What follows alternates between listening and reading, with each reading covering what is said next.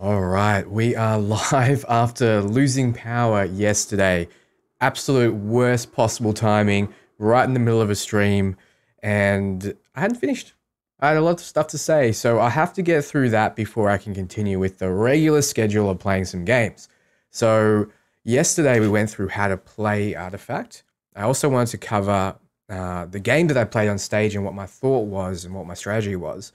And then I wanted to also cover the current reveal cards and how they would work and what the strategy is behind them. So, Sweaty Snowman, hi. No, I haven't set that up. Hey, Christy, how you doing? So I say hi to everyone. We'll have a little chat and then I'll get into this game here, which you all can see up there. Cool? Cool. Let's do that. Oh, all right. Hopefully the power doesn't cut out this time. Let's wait for more people and then I'll get started.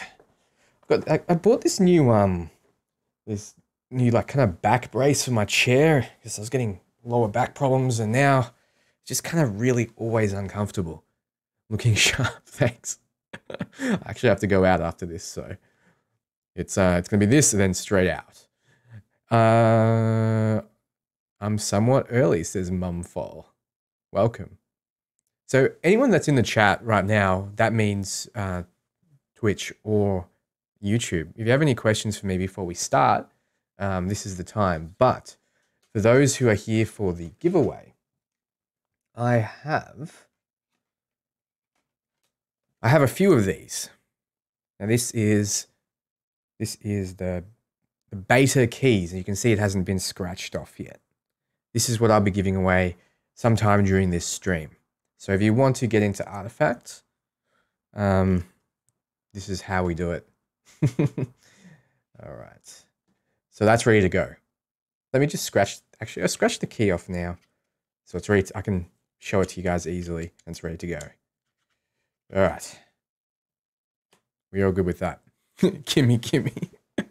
Remember those pit fights? Yeah. Rembrandt those. I do. Okay, I've already uploaded on my channel the how to play Artifact video. So if you haven't seen that, I highly recommend checking that out because it's really comprehensive. It goes through kind of everything you need to know about the game. So if you haven't seen that, probably watch that before you watch this. You can always come back to this and then catch up. But now with the knowledge of how to play the game, I'm going to run through the game I had on stage against Suns Fam and what my strategy was and what my thought process was behind every move. So what I'll do is I'll play the video and I'll stop and start at points where I want to talk more in depth about what happened. All right, let's do this. There's pizza and there's Artifact and there's devs. It's all anyone's ever wanted. Well, let's take a look at these two decks here, Bruno. Looks like we've got that fantastic aggro deck coming out for Suns Fan, and what I refer to as the Bristleback or the Keith the Bold deck. The Keith the Bold.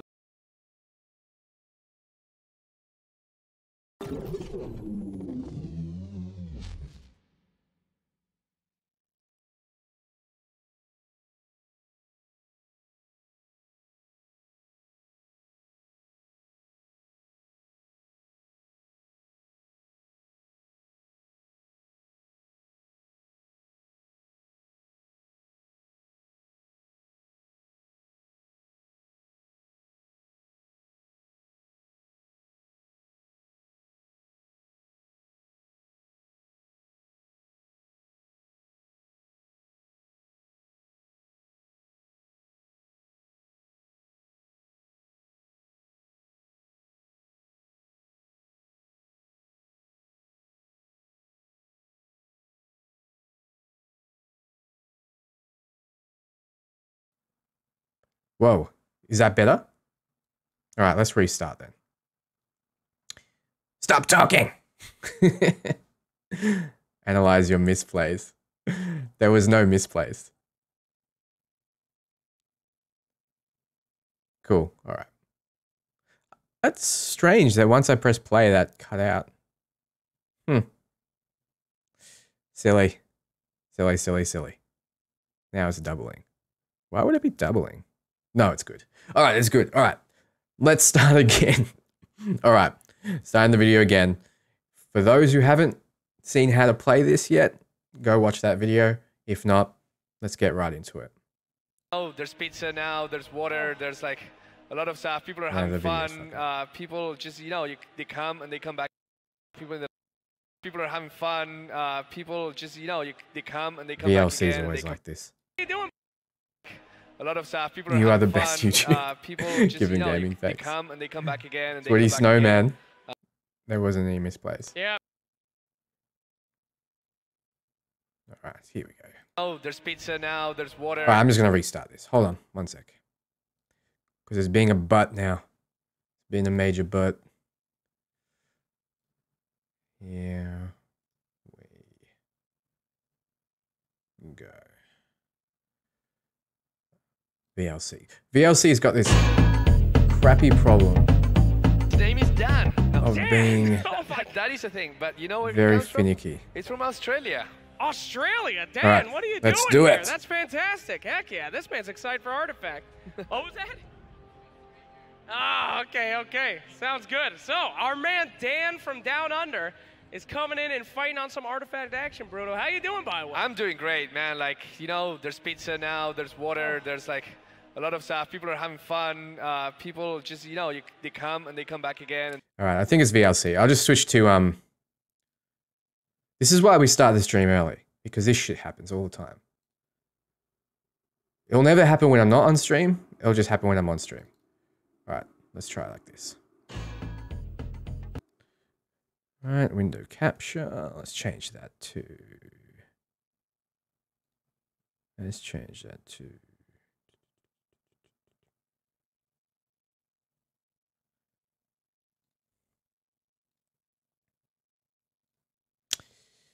Display capture. There we go. All right, so I'm going to have to display capture what I'm seeing here. Artifact player, who is this guy? Artifact card database. What's that? Yeah, we're going to jump into that after this video. So what we're going to do is, first we're going to analyze the game that I played. We're going to talk about what my thought process was. And then I'm going to go through all the cards that are currently listed. And we'll use a site to do that, a website to do that. And it'll be how it works comparatively to the cards that have been released. How would you rate your playing experience? 1 out of 10. I actually really enjoyed it. Like the 5 hours or so that I've played the game just flew by. It was really fun. All right, let's do this. His name is Dan. Dan! That is a thing, but you know where he comes from? It's from Australia. Australia, Dan, what are you doing There I here? am. That's fantastic. Heck yeah, this man's excited for Artifact. What was that?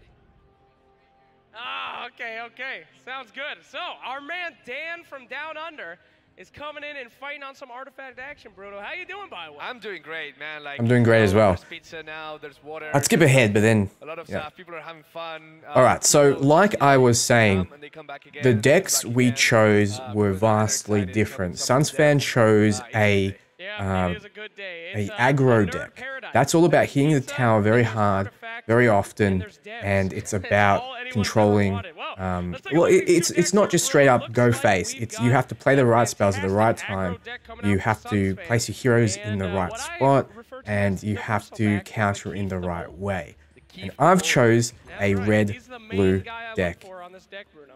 As you can see, it's all playing out right now. He's like one spell away from being Axe. He He's really So I've got the red blue. He's got the blue black. Now, in my opening hand, I had Tower Barrage and New Orders, so very cheap spells. And I knew that to win this game, I needed to win early. I need to make sure that I didn't take that much damage early. So what I did was I utilized all the cheap spells in probably not the most efficient manners. For example, Tower Barrage, which you'll see coming up. give the Vault, you give him Fighting Instinct, he becomes Axe. Me and Fwash have been calling him the Axe cosplayer. He looks The almost Axe like it. cosplay. Oh, very good. Anyway, ooh, we got As you can see there. So Tower Barrage will hit each enemy for 2 in a lane. You want to save this typically till you can kind of sweep the whole board for more than I did, but getting a trade, an even trade, wouldn't have been very effective against a deck that does very well early on. Knowing that, I did the Tower Barrage, and that meant I could clear his Necrophos, I could clear his creeps, and get a little bit of gold, stabilize the board a little bit, and not have to worry too much about this lane moving forward. Keep in mind, when you kill the heroes, they won't be able to play any spells in that lane. Some action out Oh here yeah, already. look at that. Just straight away, the Tower Barrage, killing the creeps, making sure that all the creeps killed are dead, kills that Necrophos too, that Luna survived. How important it is for Luna to have that 8 health, right? Like, all these blue heroes tend to be pretty weak, like 5 health, 6 health. So that last lane worked out really well for me because he wasn't facing down a creep, and he was hitting one of my toughest minions in the deck. Usually that happens to Solar Khan. Solar Khan rarely gets a chance first round to hit a tower. What you want, the ideal situation for Sunsfan here, was to die, because then he can redeploy her after 2 rounds into a lane where he's hitting directly to the tower. So the turn worked out very well for me because of the Tower Barrage play. It didn't work out very well for him. He got the advantage in the first lane. I got the advantage in the third lane, but I won the second lane with that card. Now let's continue on. I had 13 gold to spend because of that. Good body, great body. I gotta say. So knowing no, go ahead. that what you're trying to say is that there's a lot of variance in these cards. Sometimes people just say, the red cards are all like this. Okay, knowing that I needed to win early game, instead of saving up until I could get a bigger item, I got the Stonehall Plate, I got the Town Portal Scroll, and I got the Traveler's Cloak. The reason I got the Town Portal Scroll is because you should always get the Town Portal Scroll, but also because I knew that I would win the last lane. There is no way that Sunsfan wants to put something against Keith. Keith is just a big body. He's going to block. He's going to be a nuisance. So what Sunsfan would want to do is he'd want to win either the first or the second, or both. Probably both. That's what his plan was. So knowing that I had won that last lane, I wanted to get Keith out of there eventually once it drops. So Town Portal Scroll was that was what my plan was for that. Traveler's Cloak was obviously just to stall out some turns, because if you play an item, it counts as an action. So getting a cheap item sometimes can not only save one of your heroes, it can stall a turn out and force them to play their mana, and then you can play in response, instead of you have to play your card and then they can respond to what you do. So that's why I did that. The idea with Stonehall Plate is I was going to throw it onto Keith and make him ridiculous, ramp his armor up, and then take him out of that lane and throw him into the lane that I'm currently trying to win. Cool? Now I'll answer more specific questions after this. Flex picks. Luna's one of them. She has a pretty high health pool for being a blue card, and she sure still does 3 damage, but she's a little bit tankier than you're used to. Great body, too. One of the best. So shout out. Positions here. Yeah. They're putting the Zeus over with that bristleback. Oh, that bristleback. Oh, it goes unblocked, which is great, right? You want to put the 8 damage to a tower, especially. All right. So I put the Zeus in this lane. Why? Because I wanted to win this lane. I knew that the main fight would happen in lane 1.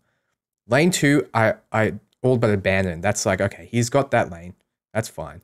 Lane 3, I knew I'd have. So I knew the main fight, the main battle, the test of ages, who's going to win the game, is based in the first lane. Knowing that, Zeus goes in there. He can start applying some damage. Actually, when the when the champion only had 30 health, here comes the fighting instinct, which we won't be seeing this turn. Thank you. Only 4. I appreciate you announcing when fighting instinct has arrived. That's really great. He's like, look at him. Is that arrow going through his torso from the back? Yeah. Just a little bit of like knowledge here. The reason they're talking about Fighting Instinct is because it's such a bad card. The reason Fighting Instinct is bad is because it costs a lot of mana. It barely modifies a hero by anything. Modify, though, is permanent. Keep that in mind, even through death. But it's only 1 attack and 1 armor, and it costs 5. Whereas some of those really big, powerful spells cost 6, and they clear a board or they do something crazy. So it's not the best. And it's not the best because Keith is a huge body on his own. So he's a very powerful hero with a weak signature spell. So anyway, that's why they're talking about this. Yeah, it's a really long arrow. Holy moly, he's taking it. He cares now. Better late than never in this single lane. Just, 3 mana, put a 2/4 creep, just block that Bristleback. That Bristleback won't be getting any armor because killing creeps does not give him armor. That Baron Brawler only triggers if you are killing heroes, but also keeping his tower at a healthy 30 health. Now, our challenger does have Cunning Plan. He could potentially... Now, there's a few plays I could make in this situation, and I really want to explain why I made the play that I did. Now, there's a Cunning Plan in my hand. Cunning Plan lets me swap 2 creatures with each other. So I could have swapped Bristleback with this creep. That would have put him in front of Jamal here. Your man, Jamal. And then he would have killed him. Then I would have got the Baron Brawler. However, I didn't want to use Cunning Plan because it can be utilized in such crazy ways to help stabilize the board. It also, by the way, it also lets you draw a card. And I had enough cards in my hand. So I wanted to save that card. I wanted to save it until it was like an oh shit situation.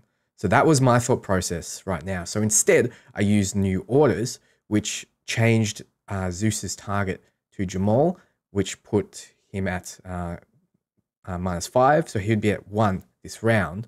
And then I used the Tower Barrage. That Bristleback into a position, but he's actually going to go for new orders. And, you know, I don't think that's too bad of a deal there. It's interesting because that new order, if together with the Tower Barrage, will ensure that Jamui the Wise will die. So that play sweep the board because of Zeus's passive.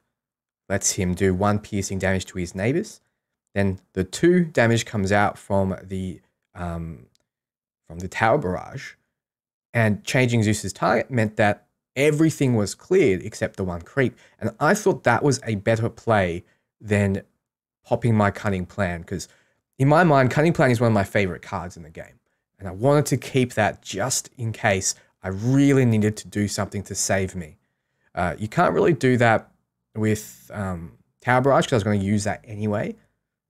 And so changing Zeus's target was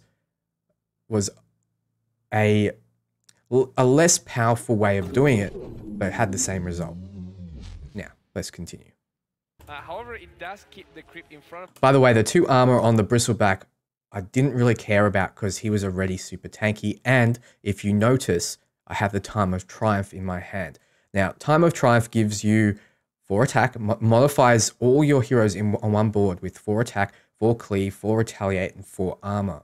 Now, that is the ultimate finisher. So I knew that my end game was to get, 3 or 4 heroes in one lane, pop that Time of Triumph, and finish off the first lane. Because I knew the battle would be in the first lane. So to finish off the first lane, that was my plan. Get to that 8 mana, make sure that my either Town Portal Scroll comes out the turn before so I can deploy in that lane at the same time, or get my guys killed all at the same time so they can all be deployed into that lane. Hey, Ariana, look guys, I will respond to all of you after I've gone through this strategy, and then we'll go through all your questions. All right. The Zeus alive, which means that he will have to spend another blue spell if he wants to open that lane. Oh, nice shot. So that Frostbite was a blessing and a curse. It was a curse because I really wanted to use Foresight in this lane. Foresight would let me, this card here, would let me draw 2 cards, and I didn't really want to do much in this lane, but that would have gave me, a turn of, I wasn't going to do anything in the lane, but it would have given me the ability to use that without wasting kind of an action and some mana. So now the 4 mana had kind of just been sitting there because I got no hero to do anything with it. But I knew this lane was lost. I knew that there wasn't much I can do in this lane because I had to pick. In this game, you have to kind of choose where you're going to commit your resources. And in this case, I knew it would be the first and the third. And I knew that he would commit to the second and the first. So let's continue. And because he had initiative, he could go first there. So there wasn't anything I could do to stop that unless I didn't do anything in the first lane, which wouldn't have been good because I cleared it out. That was it made me win that lane. So that being said, Frostbite is gone. Very tricky spell. Does 2 damage, so it instantly killed that hero. and did a little bit of the zaps as well. Yep, and here he said it's Keith the Bold's deck. That's right. This is Keith the Bold's lane. That's correct. And he could get a Stone Hall plate if he wants. Let me tell you guys, if you're a new player and it says Stone Hall, that's your jam.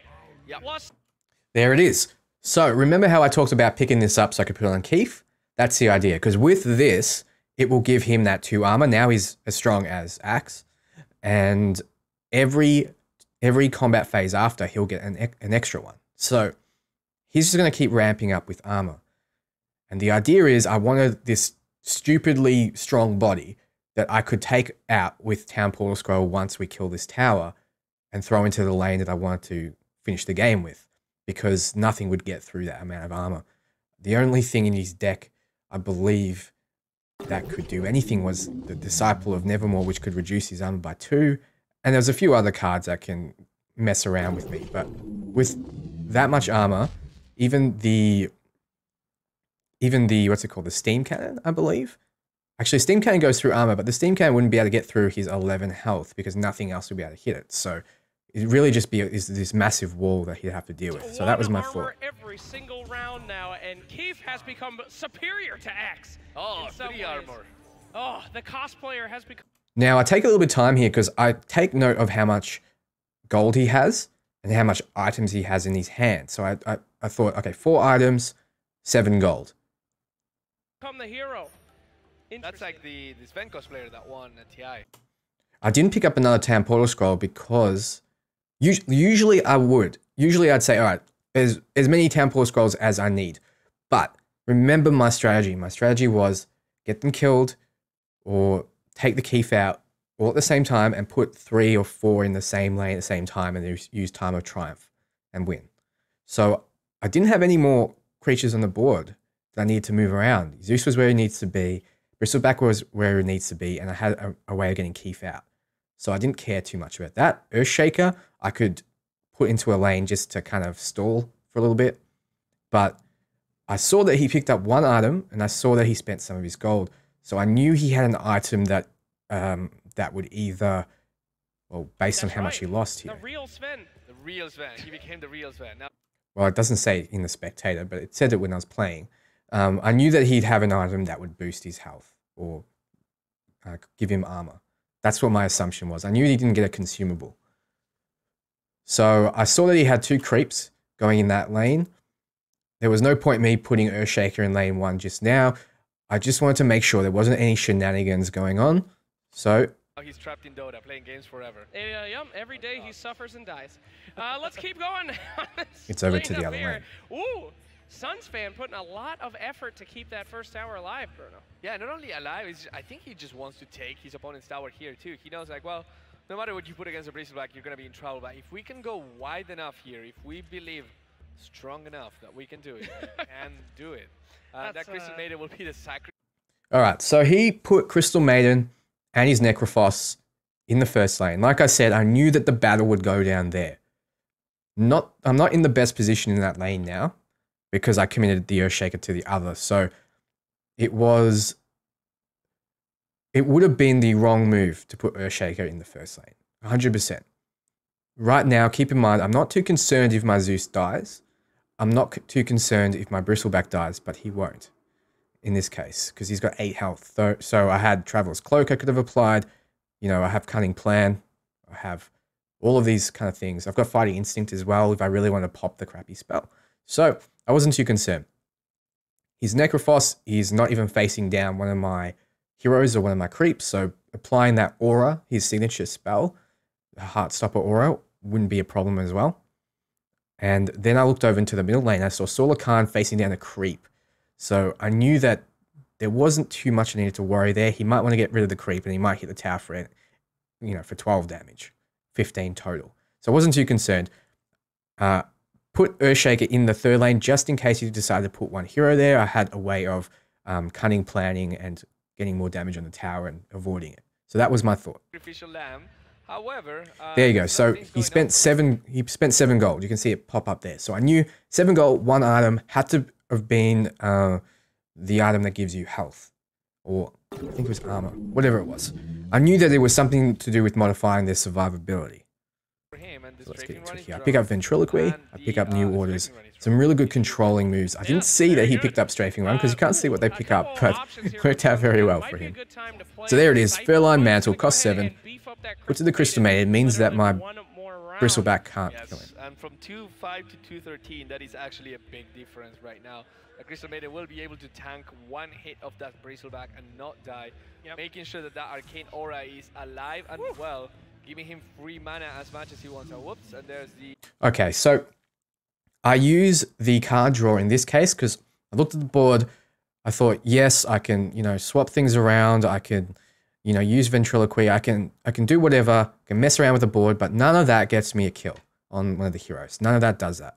So I could do an extra 2 damage to the Crystal Maiden, still doesn't kill her. You know, I can use Cunning Plan and swap them around. I still don't get a kill. So the best move in this case was just to let this lane go. Just for now. Temporarily. Draw some cards and then have some more options. And in this case, I didn't want to use a Traveler's Cloak on the Bristleback. He's already tanky. I didn't want to use it on the Zeus. Didn't matter at this point. That I wanted to save for a stall. I want to stall out in another lane. Okay? That was my thought process. And taking 7 damage isn't that big of a deal. Zeus Zap, that is going to give him the open space to hit that tower for 3. Nice. In exchange, there's the aura. Like I said, I didn't need to worry about it because there's nothing facing him. So I didn't care. It's a Heartstopper aura, and with that Arcane Aura, using the spell will regen 2 mana from that tower, allowing him to play maybe an Assault Ladder. That would be pretty good. Crystal Maiden, a lot of people underestimate how good that +2 mana is, but especially in the early game when everything's pretty cheap, it allows you to get a lot more cards out there. So we'll see what he does. Now, if this were me, incorrect thing to do would be to play the Disciple of Nevermore, but I just like seeing all those X's pop up. So he will go with the Assault Ladder. So Crystal Maiden, for those who don't know, her ability is when you cast a spell, it'll give you 2 mana back. Cast a blue spell, give you 2 mana back. So that's why he could play those cards, that many cards. But Assault Ladders, really good. It means that in that lane, I knew that he was committing to it. You don't play Assault Ladders without saying, hey, I'm going to commit some units to that lane just so I can take advantage of it. Basically, I think it gives him +2 attack to the tower when attacking the tower. So everything gets +2. So that tower is going to drop fast. And at this point, I'd see a lot of players, a lot of new players go, oh shit, that tower is going to drop. I better protect it. But my thought process was, yeah, let him have the one lane. I'll win the others. Thankfully. Yep. And we'll see how this goes. Assault Ladders is one of those spells that also feels a little bit underwhelming sometimes because it doesn't have an immediate impact unless you have a really open board. But once you get some way to open the way and just make holes in the... Before this all happened, in my mind, I knew there was Strafing Run in the deck. I just didn't think he drew 2 of them. I didn't think he drew 2. So I was sitting there like, yeah. Dude, you've got nothing right now that can take care of both of these creeps. Nothing. Lane. Suddenly, all that really adds up. And yeah, 1 Strafing Run and 2 Strafing Runs. That is going to be a really open lane. And the second Assault Ladder or the Disciple of Nevermore both could come here. I think the Disciple of Nevermore is actually more damage and might be enough for lethal to the tower. He needs 15. It's going to be even 4. No, it's not going to be enough. Why risk it? I mean, just put in that +2 and then let her go. That just... That was an amazing turn for him. I thought I'd have at least 3 rounds of him attacking the tower, even with the first set of Assault Ladders. So he had an extra set of Assault Ladders in his hand, and he had 2 Strafing Runs, which ruined my plans of delaying this lane. So I knew that next turn this lane is dropping. But I guess also I kept in mind that he only had 1 card left in his hand. So have a look at his hand. He's used a lot to make sure he won this lane. Disciple can turn around on you, but Assault Ladders are always safe. But that was a ton of damage from those ladders, Bruno. Yeah, and he has abandoned this lane, and he's also running out of cards with just 1 card in his hand. But those cards spent were well spent because they were well spent. He is in a commandeering position in that second lane. and has enough tools to actually go back to that first lane and start creating a mess with that Heartstopper aura as well. Yeah, we didn't touch too much on that, but the Heartstopper aura very strong. Going to be doing 2 piercing damage, which goes through armor in that first lane. So every time that a hero is deployed. All right. So I didn't commit anything to this lane because once again, I've won it. Even if he was to put stuff in that lane now, I knew that he had one of his heroes spawning. Even if he was to put that hero in, he wouldn't be able to stop that tower from dying. There's nothing he could do at that point. So I've got that tower, and he has the mid tower. So like I said from the start, my thought process was the battle is happening in the first lane, and I was right. In there, they're going to be a little nervous. Yep. And I mean, you'd look back, some newer players would look back and be like, well, it was all luck. You know, I didn't know where he was going. No, you got to kind of assume and predict in this kind of game. You've got to predict what your player is going to do, what your enemy is going to do. Sorry, you got to predict what you'll need to do and what and formulate a strategy from that. So my strategy was to control early, spend a lot of resources early to control and win in the first lane, in the lane that where the main battle will occur. So that, let's continue on. Goes to 4 armor now. 9 gold. I think this might be the time where you actually want to keep that town portal scroll to get him out of there and like put him in the first or the second lane, where you need to take something else because that tower is already yours. Now, Bruno, you got a lot of experience in this. Me and Suns fan, we call the TP scroll. It's just an insta-buy. You buy it no matter what. If it's so they said TP scroll insta-buy. Like I said last round, it wasn't for me because right now I have 3 heroes on the board. None of them need to get out just yet. I mean, Keith can get out once I use, once he gets a tower and I've got the town portal scroll, boom, he's out. But instead, I bought the Blade of Vigil. The reason I bought that is because, once again, I need to win that first lane. Blade of Vigil applies a cleave. Cleave means I can clear some of those creeps that are there. And that was my thought process. Put it on the Bristleback or put it on the Zeus based on what's in front of them. And then I can start clearing that board and getting it ready for that really big time of Triumph turn.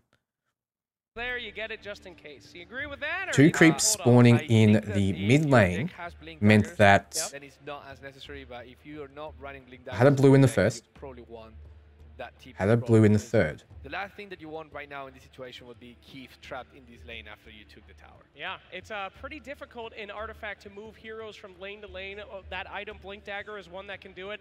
Having your heroes die is another way, but TP Scroll does a lot for repositioning. So high value item. Oh, look at those double arrows. Oh yeah, that's what you want to see. So I got screwed up a little bit in the third lane. The creep hits the other creep, and this creep hits that creep. So nothing is hitting the tower. Fantastic. I put the Luna in this lane because I knew she would survive anything there, and she's start getting those Eclipse stacks. I got really bad draws this game, guys. Really bad in that I got another New Orders, Fighting Instinct, you know, I got 2 Cunning Plans, and I got 2 Ventriloquies, right? Instead of getting at least 1 Echo Slam or 1 Eclipse, you know, or one of those big spells that I could use at this time with 6 mana, it would have been great, or with 7 mana. So if I had Eclipse here, it would have been perfect, but didn't get it. That's fine. I didn't actually draw Echo Slam at all, come to think of it. But anyway, I made do with what I had. And so I put Luna in that lane, because once again, we need to secure the first lane. If you attack diagonally, who do you cleave? To the left, to the right? You'll see in a second. The blocks, and Sunsfan only being able to buy a short sword with Disciple of Nevermore will draw the conflagration at tested ground. The conflagration from the challenger will come in and kill. Well, I forgot to mention, I spent the 5 mana last round to cast the conflagration into this round. Knowing that is why I did what I did, by the way. So I completely forgot to mention that. It does 2 damage to the whole board. Remember, I got to control the board, I got to win the board. I had to win this lane. So that was why. One of those scripts also collapsing that lane and getting everything a little bit more together. Absolutely. And I've seen a lot of X's coming up here, Bruno. Interesting what he's going to do. He could put his own conflagration. Ooh, almost got it. Good. That was pretty close. One of my best.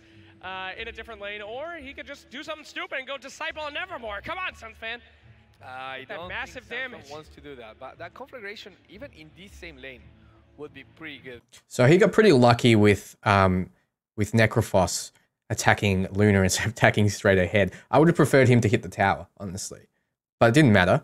The reason, you know, I put her there was just for more pressure. Because not only would it kill the Like if he was to kill Zeus, I would have no blue hero in that lane. Luna would also put Zeus in a position where he could die. And now, oh, look at that. Oh, what an arrow coming out for Sunspan there. Yes, I'm forcing him to maybe use that Traveler's Cloak or that TP. You can see my face, the top right. You can see how I was just like, what is he doing? Like I think he probably had a plan in mind, but I didn't understand why he placed his Red Mist Pillager there. Because it would die next turn from the Conflagration. He knew that I picked up items. He could clearly see I had items in my hand. So I don't know why that came out. To save that Bristleback if he wants to. Remember, if Bristleback kills the Crystal Maiden but dies himself, he does not get the bonus armor. And here we go, the fighting. Yet again, that card is just making plays all... Okay, so what happened there is, I'm like, I might as well use this shitty fighting instinct because there's nothing else I really want to use in my hand. Might as well get rid of it. So that gave me 1 armor, which is enough to survive the damage that was incoming. And then he responded by putting the short sword on Crystal Maiden. Now, I saw him use his 3 gold, I believe, to get that. But I thought he got a consumable because a lot of consumables cost 3. So I didn't know he had that. So that was a prediction something I didn't predict. But I still was in a good position because I hadn't used any of my other items yet. Keep in mind, that's why you keep them. You keep them for these situations where you can turn them around instead of just throwing them on willy-nilly. Countered by the short sword. Wow. It's a real battle of the titans between Short Sword and... Short Sword? A fighting instinct. The greatest cards in history. This is like the matinee fight, like, you know, like you have the big card match at 10 p.m. and we start at 2 p.m. Short sword. There we go, the cloak comes out, now he survives. Woo. All right, we do see... Oh, nice. Cleave. And there's the cleave. So now he cleaves his targets. So I end up killing that creep that he just placed. Easy gold. Crystal Maiden's also dropping after he committed 2 items on her. So that's the best trade you can get. Jamoy doesn't quite die yet, but very close. It's a good thing to have, especially on a heavy hitter like Bristleback that you expect to be in the lane for a while. So dealing a lot of damage here. In fact, if we can see this Ventriloquy come out, he can actually kill my boy Jamoy. Jamoy the Wise. He would kill Jamoy, but he would make the Crystal Maiden survive. Actually, no. You're right. And there it is. I used the Ventriloquy to make sure that our boy Jamoy gets killed. So this lane, I killed 2 heroes and 2 creeps for almost nothing. That also adds 1 more damage to the Crystal Maiden. So look at that, it's 10 gold. Setting everything up, and now I think that's where you want the conflagration from lane 2 to lane 1. And no doubt about it. So he plays the conflagration into the first lane. He knows that the battle is happening there. We both know that. We're both fighting over the first lane. He's won this lane. He knows I'm not committing anything to it. So those 2 things, making sure that there's no way that you can react with the TP scroll, there's no way you can react with the healing salve. Those 2 heroes, those 2 blue heroes are dead. And how important is that when there's so many blue spells that are really... This was so annoying. This was so annoying. Everything is hitting. His creep blocked this lane so well. It was like the worst placement ever for him. But it didn't matter. It was just an extra turn I needed to take to kill this tower. And because nothing had died, and I'm nowhere near the time of Triumph turn, it's okay to leave these heroes in this lane for a bit longer. So scary right now. You have I end up using Red Mist Pillager here, I believe. Because there it is. That conflagration will... Now the reason I use Red Mist here is because if they hit the tower, they multiply and they keep growing, But that is not why. I didn't think I would win after destroying this tower by destroying the tower after it. The reason I put that there is because if I needed to use that town portal scroll, there would still be some bodies there to finish off the tower. If something happened, if he placed something to defend it. So that was just the just in case situation. Knowing that I wouldn't use the Red Mist in any other lane, I wouldn't have the mana to do so. I might as well use it there. I wasn't getting the initiative anyway. Take them away. That's correct. And this tower is looking pretty won as well for our challenger. go ahead and put in the red mist boys, but it's kind of something that a lot of Artifact players do is prioritize getting rid of those blue heroes, especially later in the game. It's okay to keep them alive forever, but as the mana increases to 7, 8, 9, those blue heroes are just going to keep getting better and better. So TPR boy, keep. And there it is. TP out. He's ready to be deployed in another lane, and I was going to deploy him in the first. Okay, so that was the strategy from the start. With the red mist there, I should be able to kill this turn without the use of Keith. The bolt out, the damage is already done, and Challenger moving him into a better so that lane is dropping next round. Yeah, he definitely needs some more heroes in that lane, that first lane. There are 3 of them, but 2 will. So he only had 1 gold. I knew he wouldn't be able to buy anything. Yep. So trying to fill some of those so goals, trying to make sure that my thought was to get as much as I can to continue to stall, to continue to buff up my heroes when I needed to outlast his kind of really powerful, easy pushes. And with the phase boots, I can swap things around. With the Town Portal Scroll, I can get the Earthshaker out of there if I need to, place him in the first lane. Remember, Time of Triumph is coming up soon. The amount of time I have left for Triumph is 1 round. Potential coming from so, Keith, really, you know where he's going to go. I guess. I mean, it stinks that he has to put 2 of his red heroes in the same lane. It's something that you never really want to do. You want to spread out the colors a little bit so you can use different spells in case you need them. But at this point, might have to do that one. And both those heroes have more than 2 armor, which means that improvement on the tower, the conflagration, will do no damage to either one of those red heroes. So basically useless. Yep. Conflagration. Having 2 red heroes in the same lane is not the worst thing in the world, because next turn. So I was hoping that Keith would be placed in front of Necrophos, but that didn't matter. He's facing down the tower. I know he'll get mid. And right now, he doesn't do anything in the 3rd lane. I can easily TP scroll out, Earthshaker out and then put him into the first. Right now, first lane is looking really good for me. Next turn, I can use Time of Triumph. I can finish it off.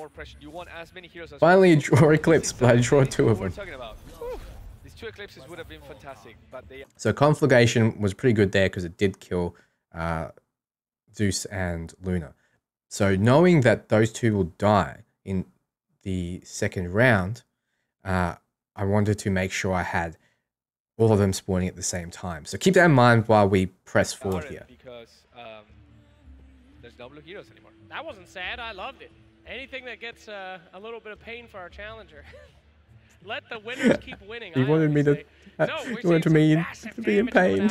Challenger is just hitting up that tower. Actions likes. Thanks. Dan from down under. Anything that our boy can do here? Interesting. Oh, wow. That's not good. That's kind of suicidal. Well, that's good, though. He wants to get rid of that Necrophos, huh? Maybe he's just completely So, I wish you could see my face here. I had no idea what he was planning. I looked at that and I thought, okay, he's got 4 mana left. What is he gonna... Why would he do that?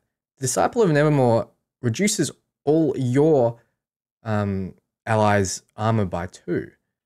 And I don't know if he realized that I had the Blade of Vigil on, but he placed it in front of the Bristleback, which meant that he's no longer attacking tower, sure, but he was going to kill the Necrophos for nothing. I'm not sure if he misplayed there, or if he just didn't want to take that damage to the tower. I wasn't sure. In this case, I thought this is really odd, because you're not coming out of this okay. Maybe he thought he wanted to put the Necrophos somewhere else, but... abandoning this lane, Sunsfan. Yeah, could be. Just going all in on that 2nd lane. That is a possibility.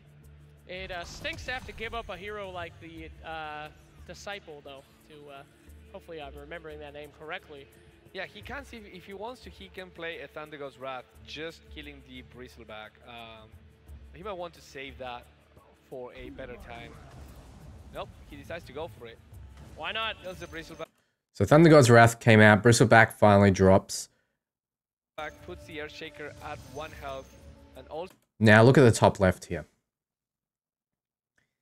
All of them are coming out on the same turn.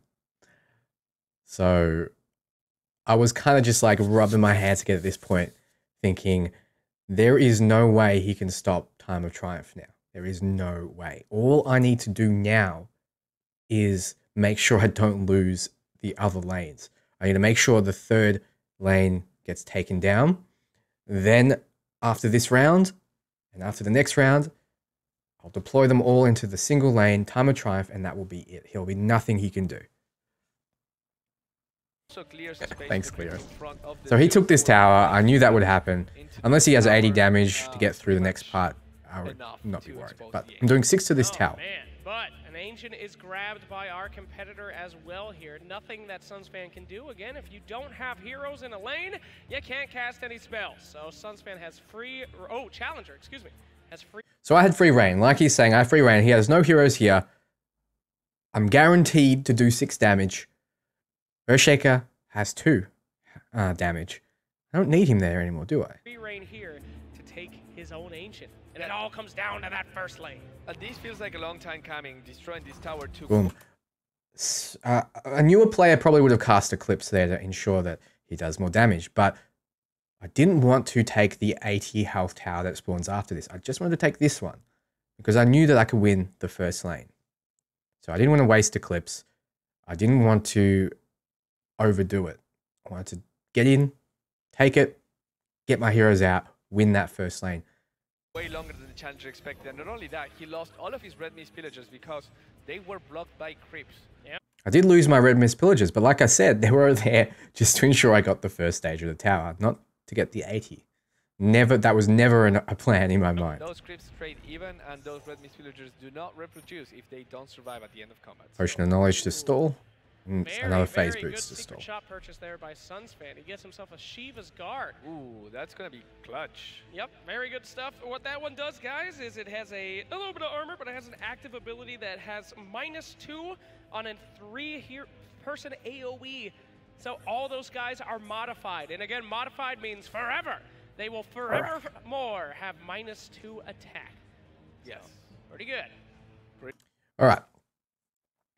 So the reason I put Earthshaker in the second lane is because I was kind of hoping, I was kind of hoping that,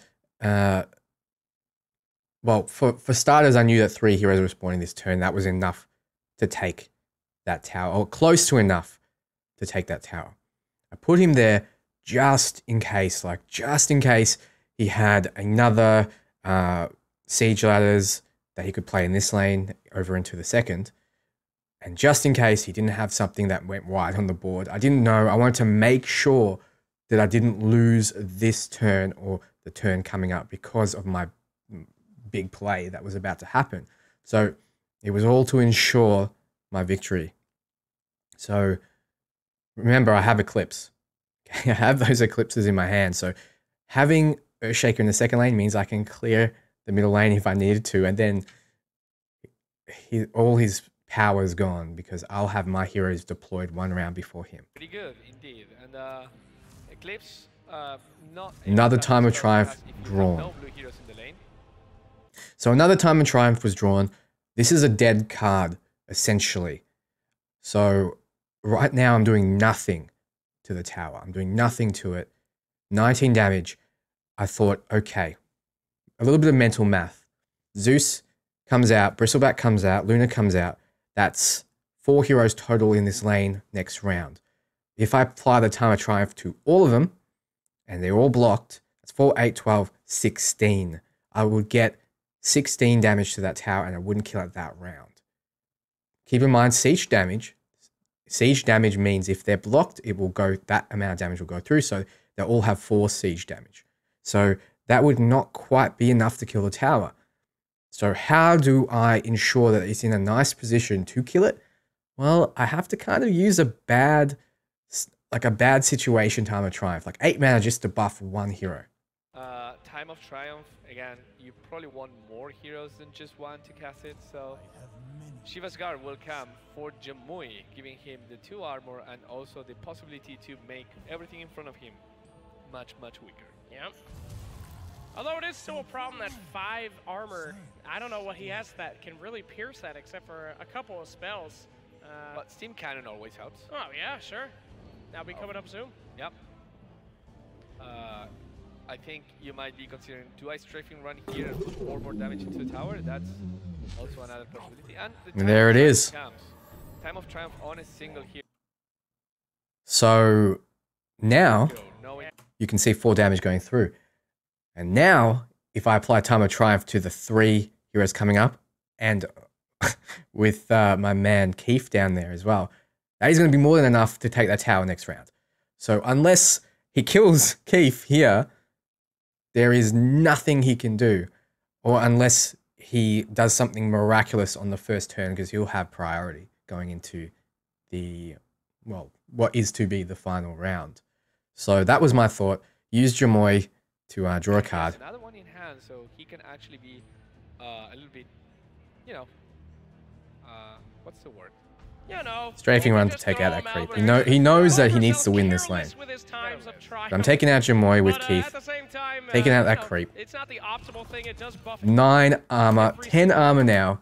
Nothing is going to kill that boy. Nothing can kill him except Condemn. And he doesn't have a Condemn.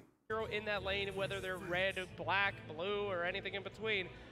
So now I had priority in this lane. There was 2 things going through my mind. Pass now and get initiative in the last lane. Pass that, and then I go first in the first lane. And then that's basically the win, right? But I didn't know what he could do in this lane. And it was a situation where I do not think there is anything that he could possibly do to win this game now. But if there is something he can do, it will be here. So that was my thought process. And it was like, either guarantee the win, or almost guarantee the win, and be safe by eclipsing now, or give him a slight chance to win and pass for the kind of big finish. It's like a greedier play, right? And I didn't want to go greedy because I was on stage.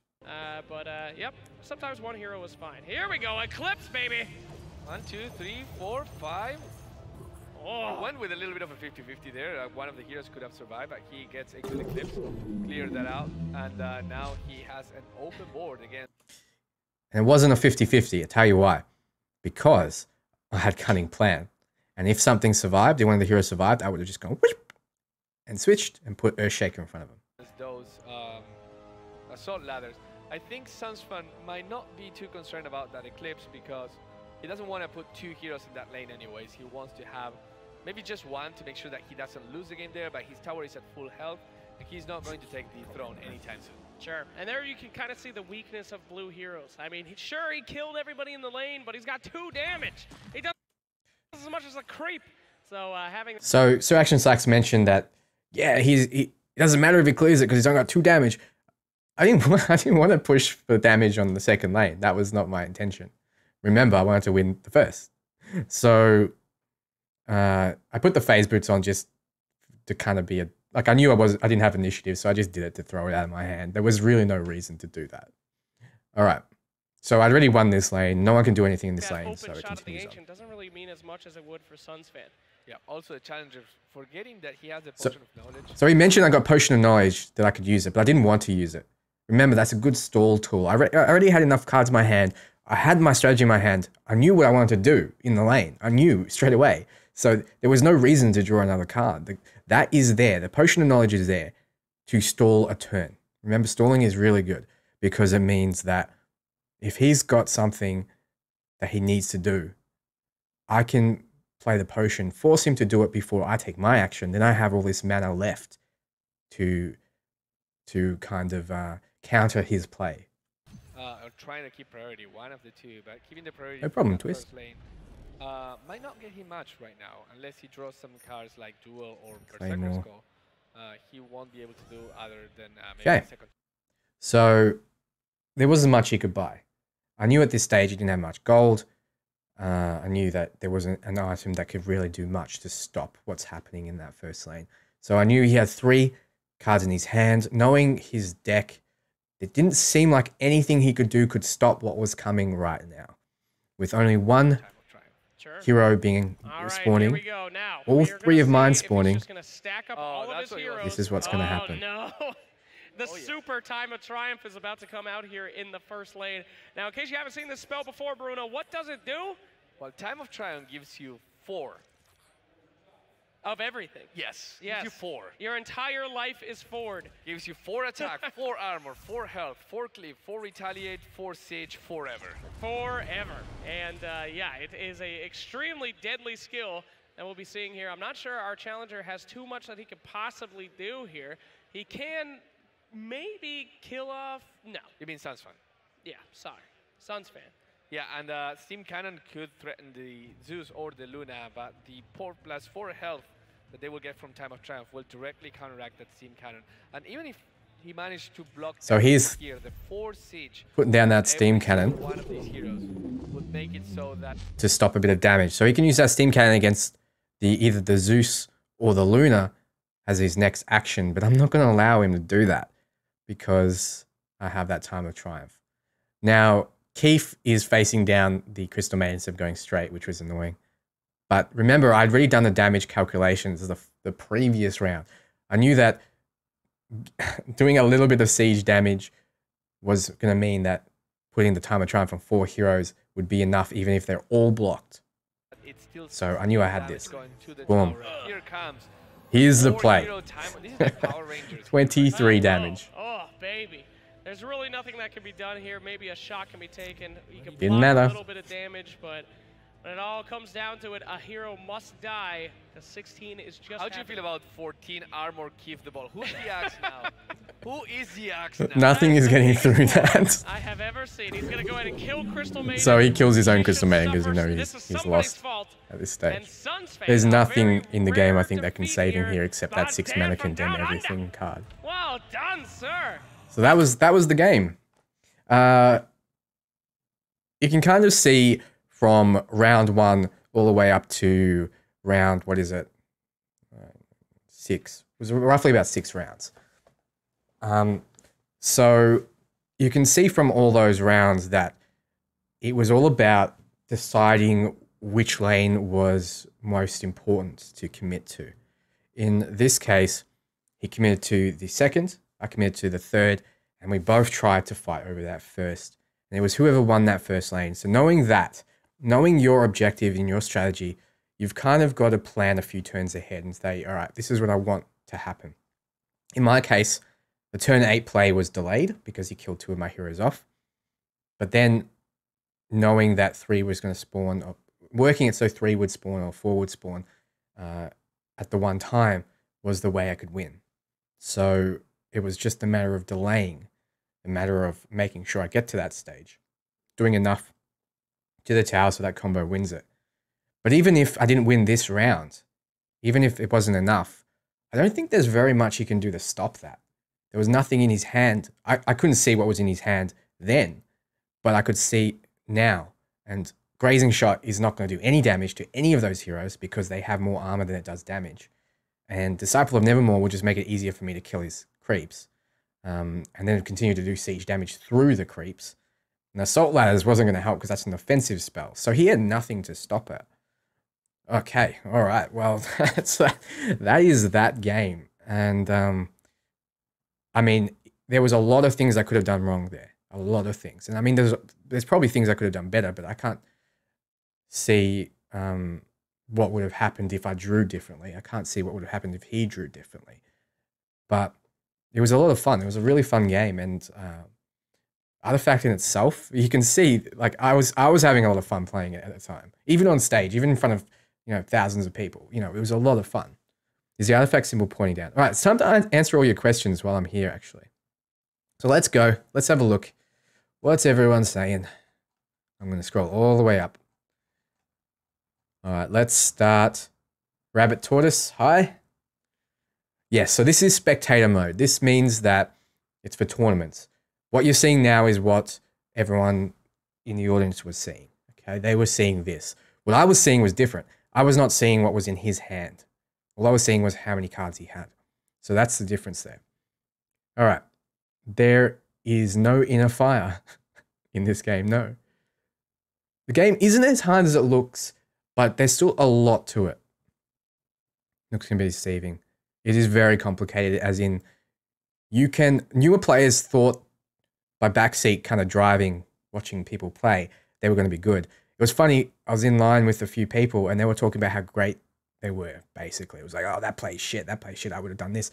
And then like they were in line in front of me and I saw them play and they were eliminated within the first couple rounds. You know, like just, it's hard to play when you're sitting down. You can't see what the correct play is. It's easy to watch in hindsight, but there's a lot of moving wheels in this game that you can't, I don't know, you can't make the right prediction all the time without knowing all the information, because there's 3 lanes, there's all the possibilities of different items and different spells, and you know, all the lane changes and what the heroes are facing down, and you know, being able to heal and your initiative and all that stuff. There's so many things happening that it's just it's impossible to play this like you would play Hearthstone.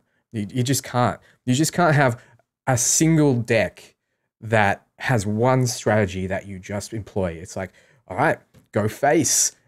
Play this on turn 1, play this on turn 2, play this on turn 3, just go face, just go face. You can't do that in this game.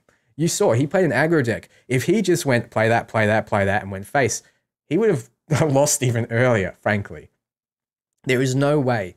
You need a semblance of strategy in your mind, and you need a little bit of, I don't know, game knowledge, some wisdom. Anyway, I tried to play Artifact against myself in Tabletop Simulator. It was fun until the bastard played Red Mist Pillagers, Deep Qantas. First off, hello, fellow Australian. Second off, Red Mist Pillagers are really good, but they're easily countered if you have the right card. If you don't, you can very easily lose. So if you don't have something that deals 2 damage, then what you want to do is you want to throw something in front of it and just stop it hitting the tower, because that's how you delay it.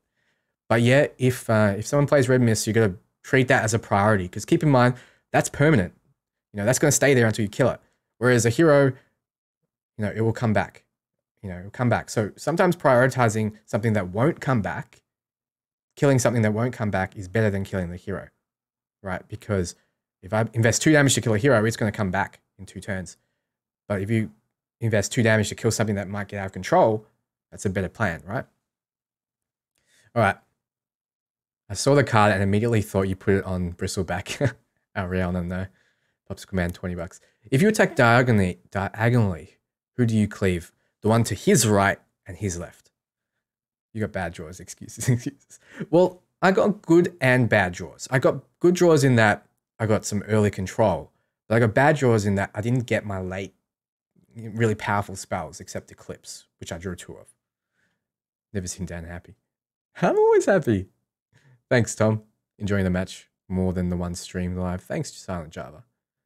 Maybe he wanted to give up the hero to redeploy. I think Silent Java's talking about when he threw away his Necrophos with that Disciple of Nevermore.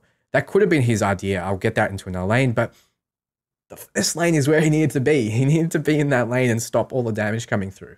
So it might have been another strategy in his mind. He might have been expecting another card to be drawn. I don't know, but he's a very good player, so there might have been a strategy behind it that I just can't think of. TP scroll is best on the last lane, isn't it? You immediately get the hero back into play. Yes. It's best in the last lane, figuratively, because it seems like it's coming back almost immediately. It's good on the first lane as well, because you can redeploy it in the first lane. It's like it comes back straight away. But yes, it is. It does seem the best in the last. Feel like I'm back in class. Yeah, class is closed now. Yeah, I couldn't look at his screen because they have a guard there, so you can't look over. This is awesome. Thank you. Were you going for the flashy play there? I think Eclipse would have been the safer choice. No more board for him.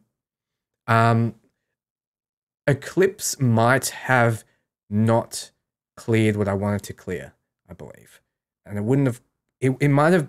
Actually, it might have been it might have been lethal along with... what's it called? Press the attack. Is it press the attack? Time of Triumph, sorry. It might have been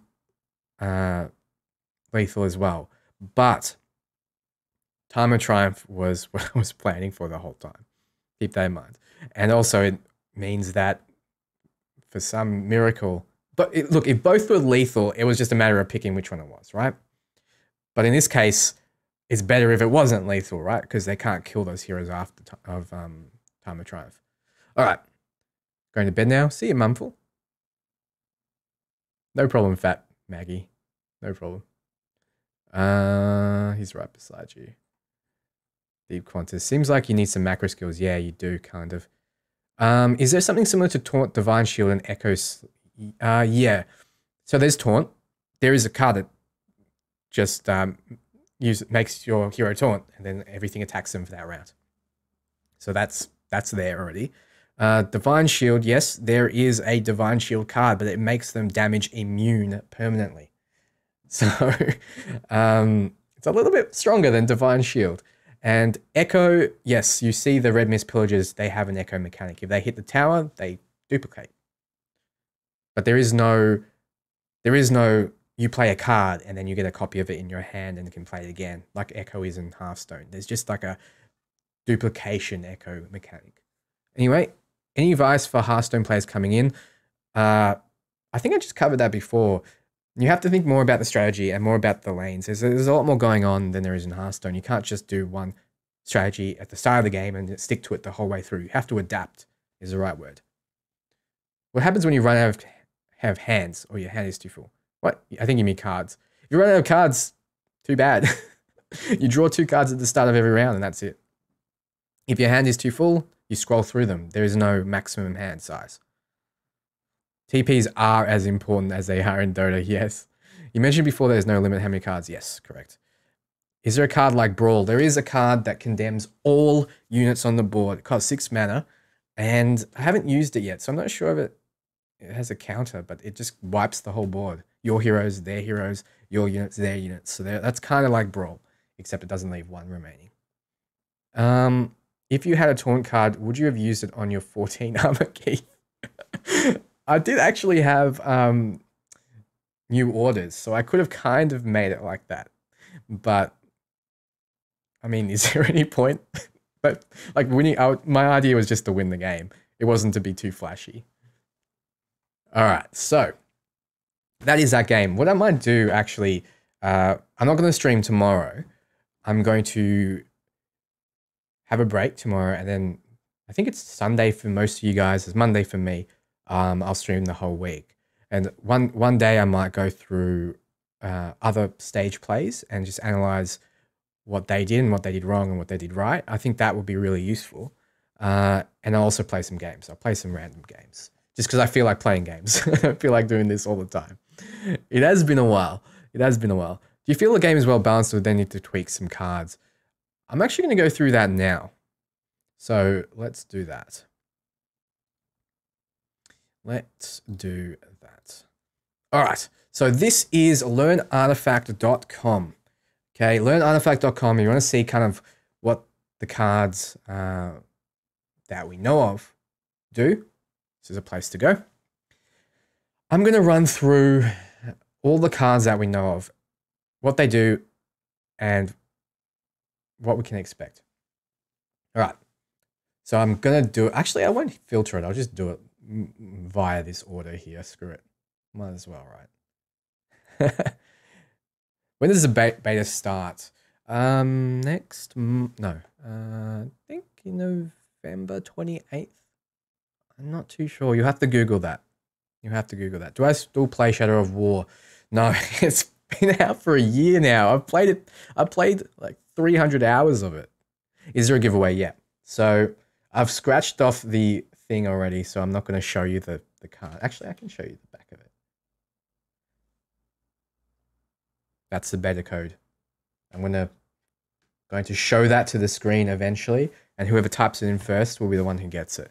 But right now, let's go through the cards in Artifact. We have the how to play video uploaded to my channel.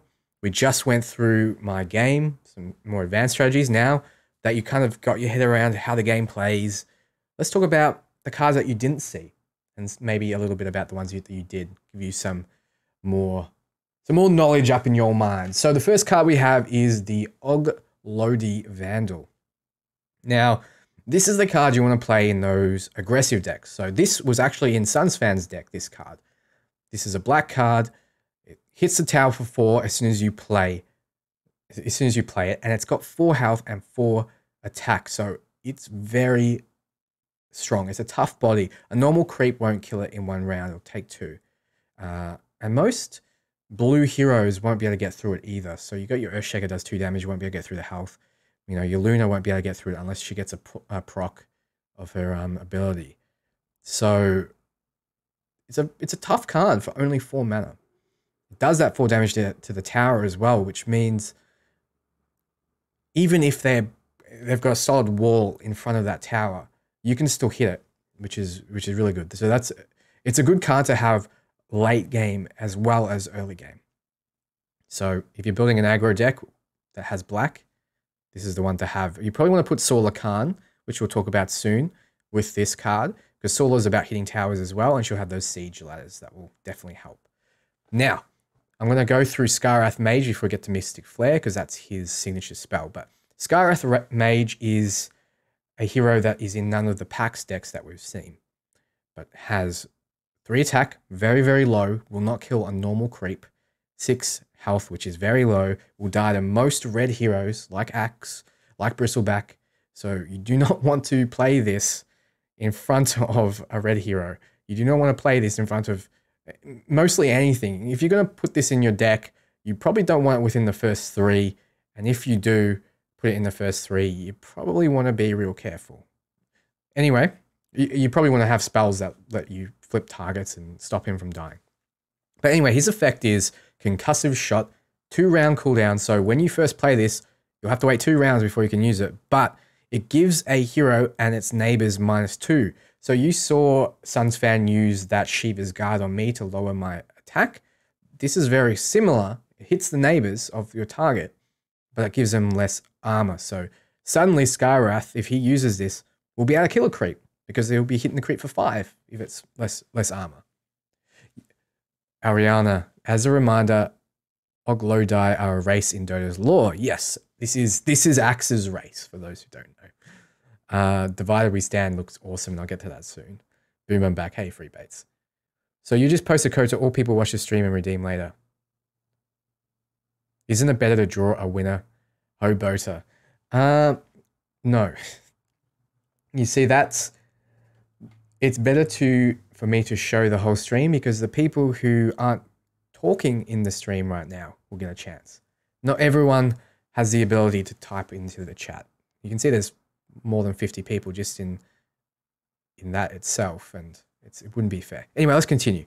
How do you feel about Battlefield 5? I haven't played it yet. Anyway, let's continue. Mystic Flare is his signature spell. 12 damage divided evenly among a unit and its neighbors. So it'll be divided among 3 if there's 3 there, or 2, or 1. The best case scenario is 1. You just do it to a really strong hero and it just kills it outright. Keep in mind that armor will still apply. So this wouldn't have even killed my Keith, for example, because it doesn't pierce through the armor. But is a very, very powerful spell. It's either going to, in a good situation, clear 3 things. It's going to clear 2 things, or it's going to clear 1 big thing. So it's a powerful spell, costs 6. It's similar to Eclipse, except it doesn't need charges. So you don't care too much if Skywrath dies. And if he applies the -2 armor, this is going to do a lot. Split among those 3. So these 2 combo very, very well together. Now, let's move on to Jamoy. We saw him being played by Suns fan, I believe. Now, Jamoy is very weak. 3, 8, a 4-round cooldown. This is the most mocked effect in the game, especially by the casters. 4 turns. It takes 4 rounds to just draw a card. Just draw 1 card. Hobota, you can redeem the code now and then no one else can have it. So it doesn't matter if they take a screenshot, they won't be able to use it. Anyway, now we're beyond that.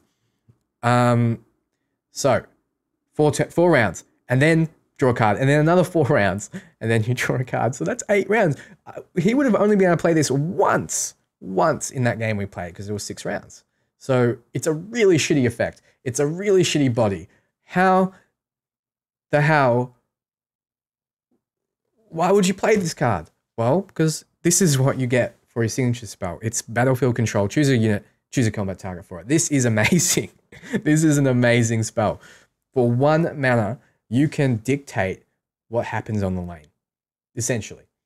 And because it's 1 mana, if you use it with Crystal Maiden, it's free. If you use it with Zeus, Zeus is proccing his static field, which does 1 piercing damage to his neighbors for every blue spell you play. It's proccing that for 1 mana. And there's all these other combos as well, but this is an incredible signature spell. So that's why you use Jamoy. Jamoy's shit. His signature spell is good. Necrophos, we saw him in the game that we just played. He's an interesting hero. He kind of ramps like Bristleback does. If things die around him, if his enemy neighbors die, he gets permanent boost to his health. And then he has his Heartstopper aura, which we will need to find. There it is. He's got his Heartstopper. Ooh, no. Well, that's a card that won it for me. Heartstopper aura. So he can modify black heroes with a permanent, modifies permanent, deal 2 piercing damage to its neighbors before the action phase. So if you have 2 of these Heartstopper auras on the hero, no creep is going to survive, even to the start of before they can do anything about it. So Heartstopper aura is really good. And if that happens, if something in front of him dies, he gets health. So Necrophos can ramp. So Necrophos is more of a, you want this to survive and get to late game because that's your kind of your win condition in a way. You just put items on him at that point and then it's good to go. So let's go back up. Reminds me of Pudge. Yeah, kind of. I got a key so I can play the close up. Nice. What theme does every mana card have? Okay, that's a good question. Red is your big, hard-hitting heroes, your battlefield control, like manipulate the targets, make them fight, and it's about buffing up what you already have. So it's about strength, it's about power, it's about hitting things hard. Then you have your blue. That's about spells. That's about being smart, drawing cards, modifying lanes. It's about big, explosive spells, weaker heroes. Then you have black. It's about assassination. It's about killing heroes outright, being very good against a single hero, assassinating them. It's about being really good at assassinating towers. It's about trickiness. Then you have green. Green's about big minions. It's about buffing, making things stronger. It's about, you know, what's another one I can show you to kind of illustrate this point? So there we go, buffing armor. We have more buffing armor. You get the point. Anyway, we'll see more of that once we get a little into it. But where is... Okay, better late than never. Summons a melee creep to any lane. This costs 3. There's another spell that costs, I believe, 3 or 4 that summons 3 melee creeps, but that doesn't summon it to any lane. The power of this card is that you can, if you're in a lane that you're losing, use the mana in that lane to help you win another lane. So it's a good card. Is it the best card? No. It's great in a deck that's good at going wide, making them stronger. So if you have a Lycan who buffs creeps next to him, or heroes next to him, putting a melee creep next to him, so the following attack phase, the following clash, he does more damage. Very useful strategy. But if you don't have something that helps with other creeps, then probably not the best card. Yeah, Ariana's got the idea here. Red is for strength, green is for agility, blue is intelligence. Yeah, kind of works like that. All right, friendly fire. I like this spell. Choose 2 enemies, they battle each other. We didn't have this at PAX, so we couldn't play around with it, but there's a lot of situations where you have 2 heroes on the lane that you're facing down, 2 heroes on their side. They both have high attack. They've both been buffed with items. And you just say, it'd be a shame if I was to bribe one of those and force them to attack each other. Well, you can do that. And for 6 mana, it's quite expensive, but You can take out 2 heroes, 2 high priority targets that they've spent all their resources on. You might have stalled out with some items and stalled their turn out. So, you know, first turn you play an item. Next turn, they play a buff on one of their heroes. Next turn, you play something small. Next turn, they buff their other hero. Then you throw friendly fire out. And suddenly, you've wasted 2 of their cards, 2 of their buffs. You've killed 2 of their heroes for 10 gold. And you've freed the board up. So it really powerful spell. All right, Strafing Run. You saw that used against me.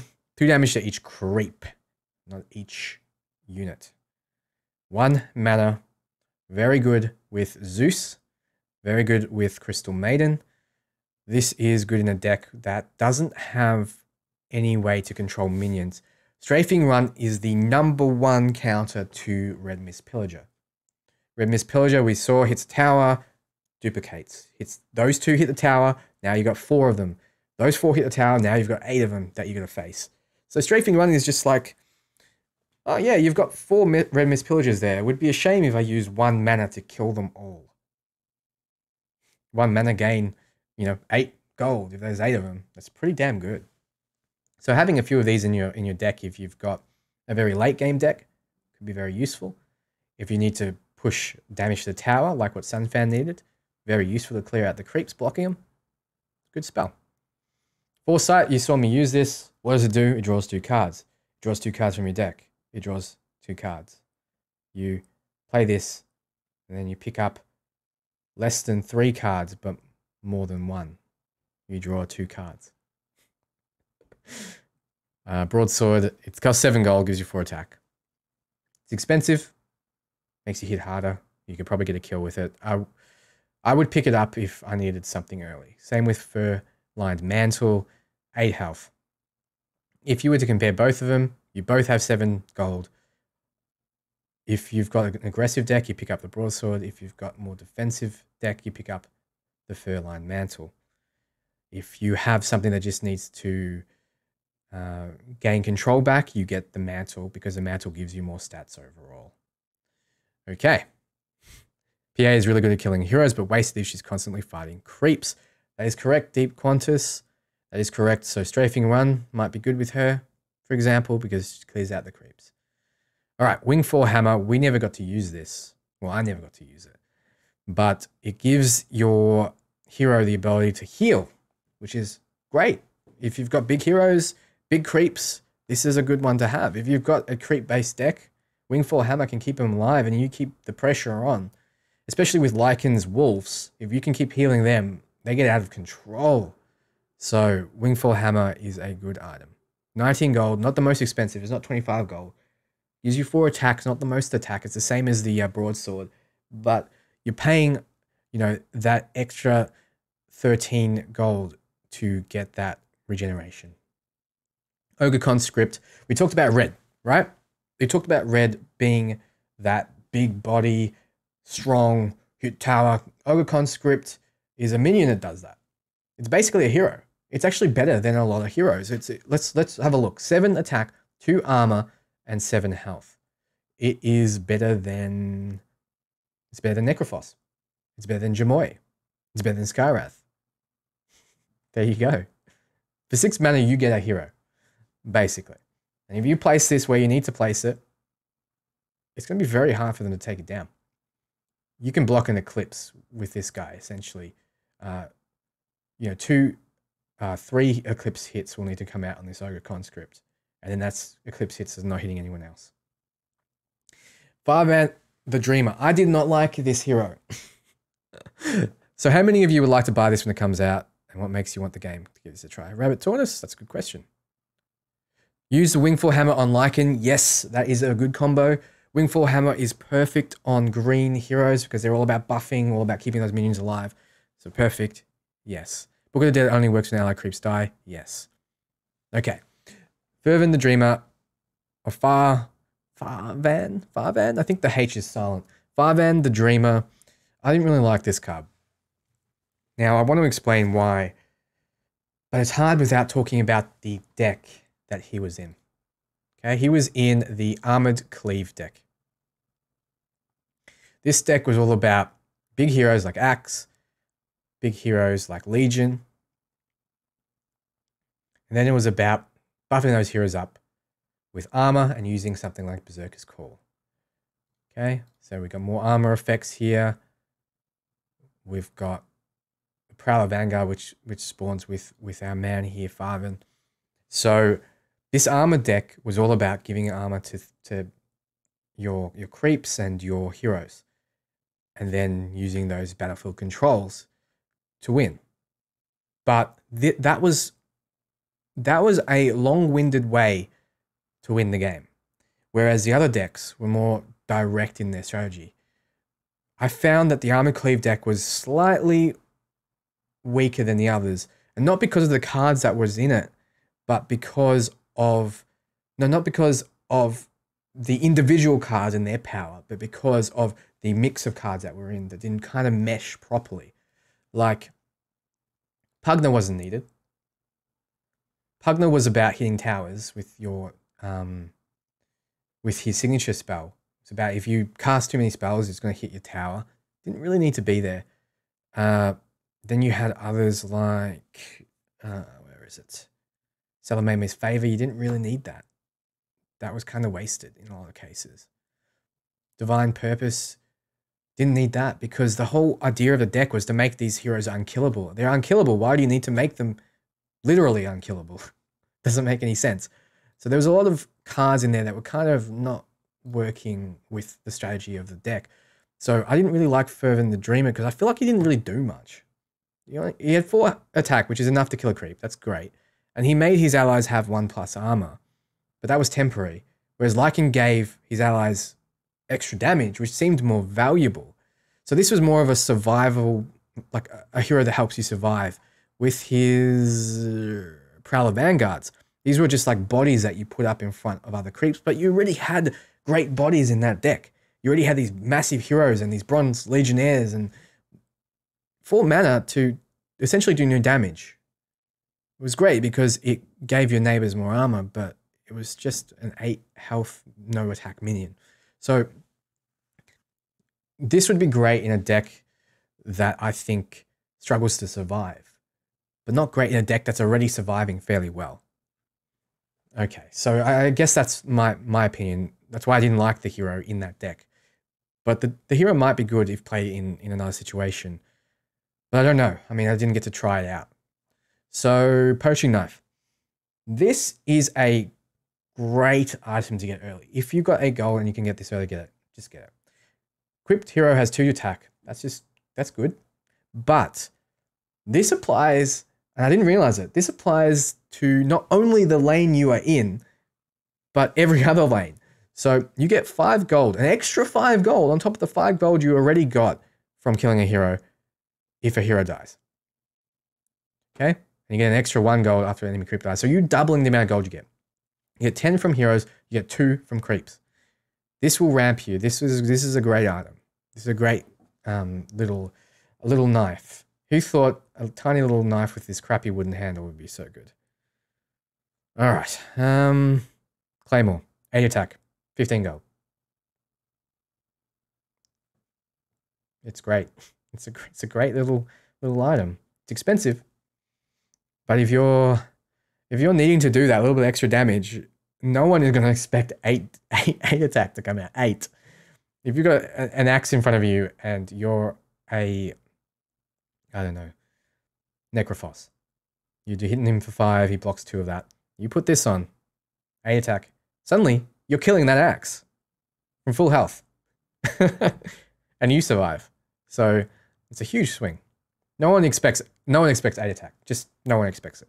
I don't expect it. None of the people there expected it. 8 attack is really good. All right. Equipped hero has 1 armor and you can heal a unit. We never got to play this. This is a healing card, 2-round cooldown. You can use this fairly often. I expect 3 times, 4 times in a match if you get this out straight away. 4 health can save you. But the difference is it will not be a surprise.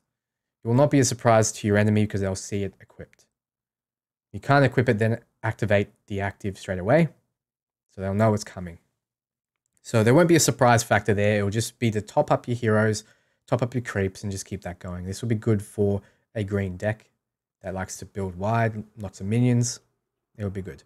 Stonehall Plate, we saw this in action on Keith last game that I showed off.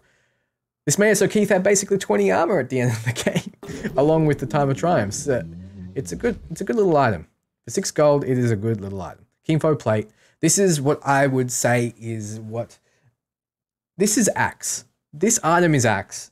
It's like they stripped Axe naked and gave his plate to someone else, because the equipped hero has 1 armor, but each of his attackers give him an extra armor.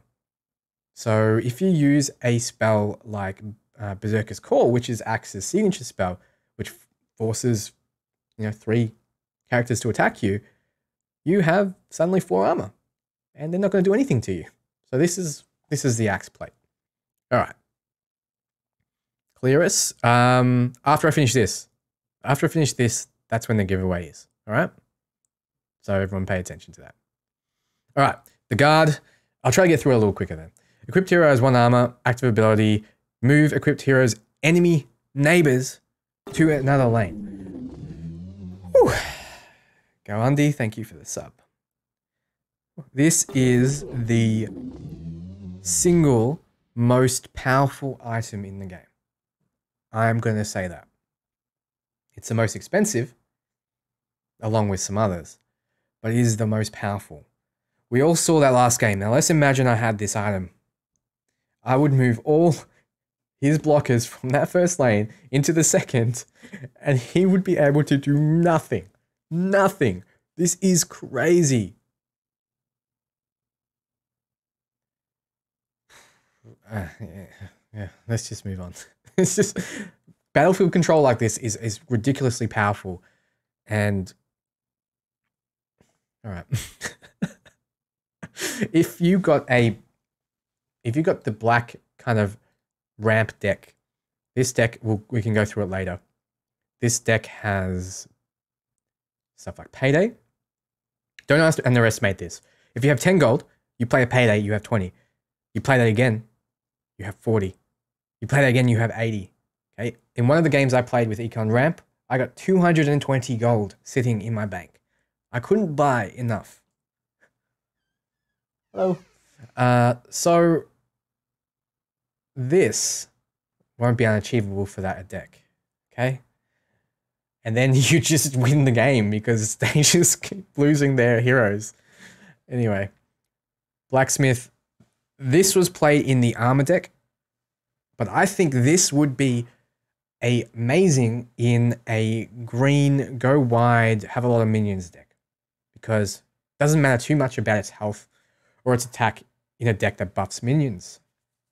But its play effect is give an allied hero 1 armor. So those heroes like Lycan will survive. And remember when we talked about there's no point buffing heroes that are already strong. Lycan is not very strong. It has no armor and he has low health and he has low attack.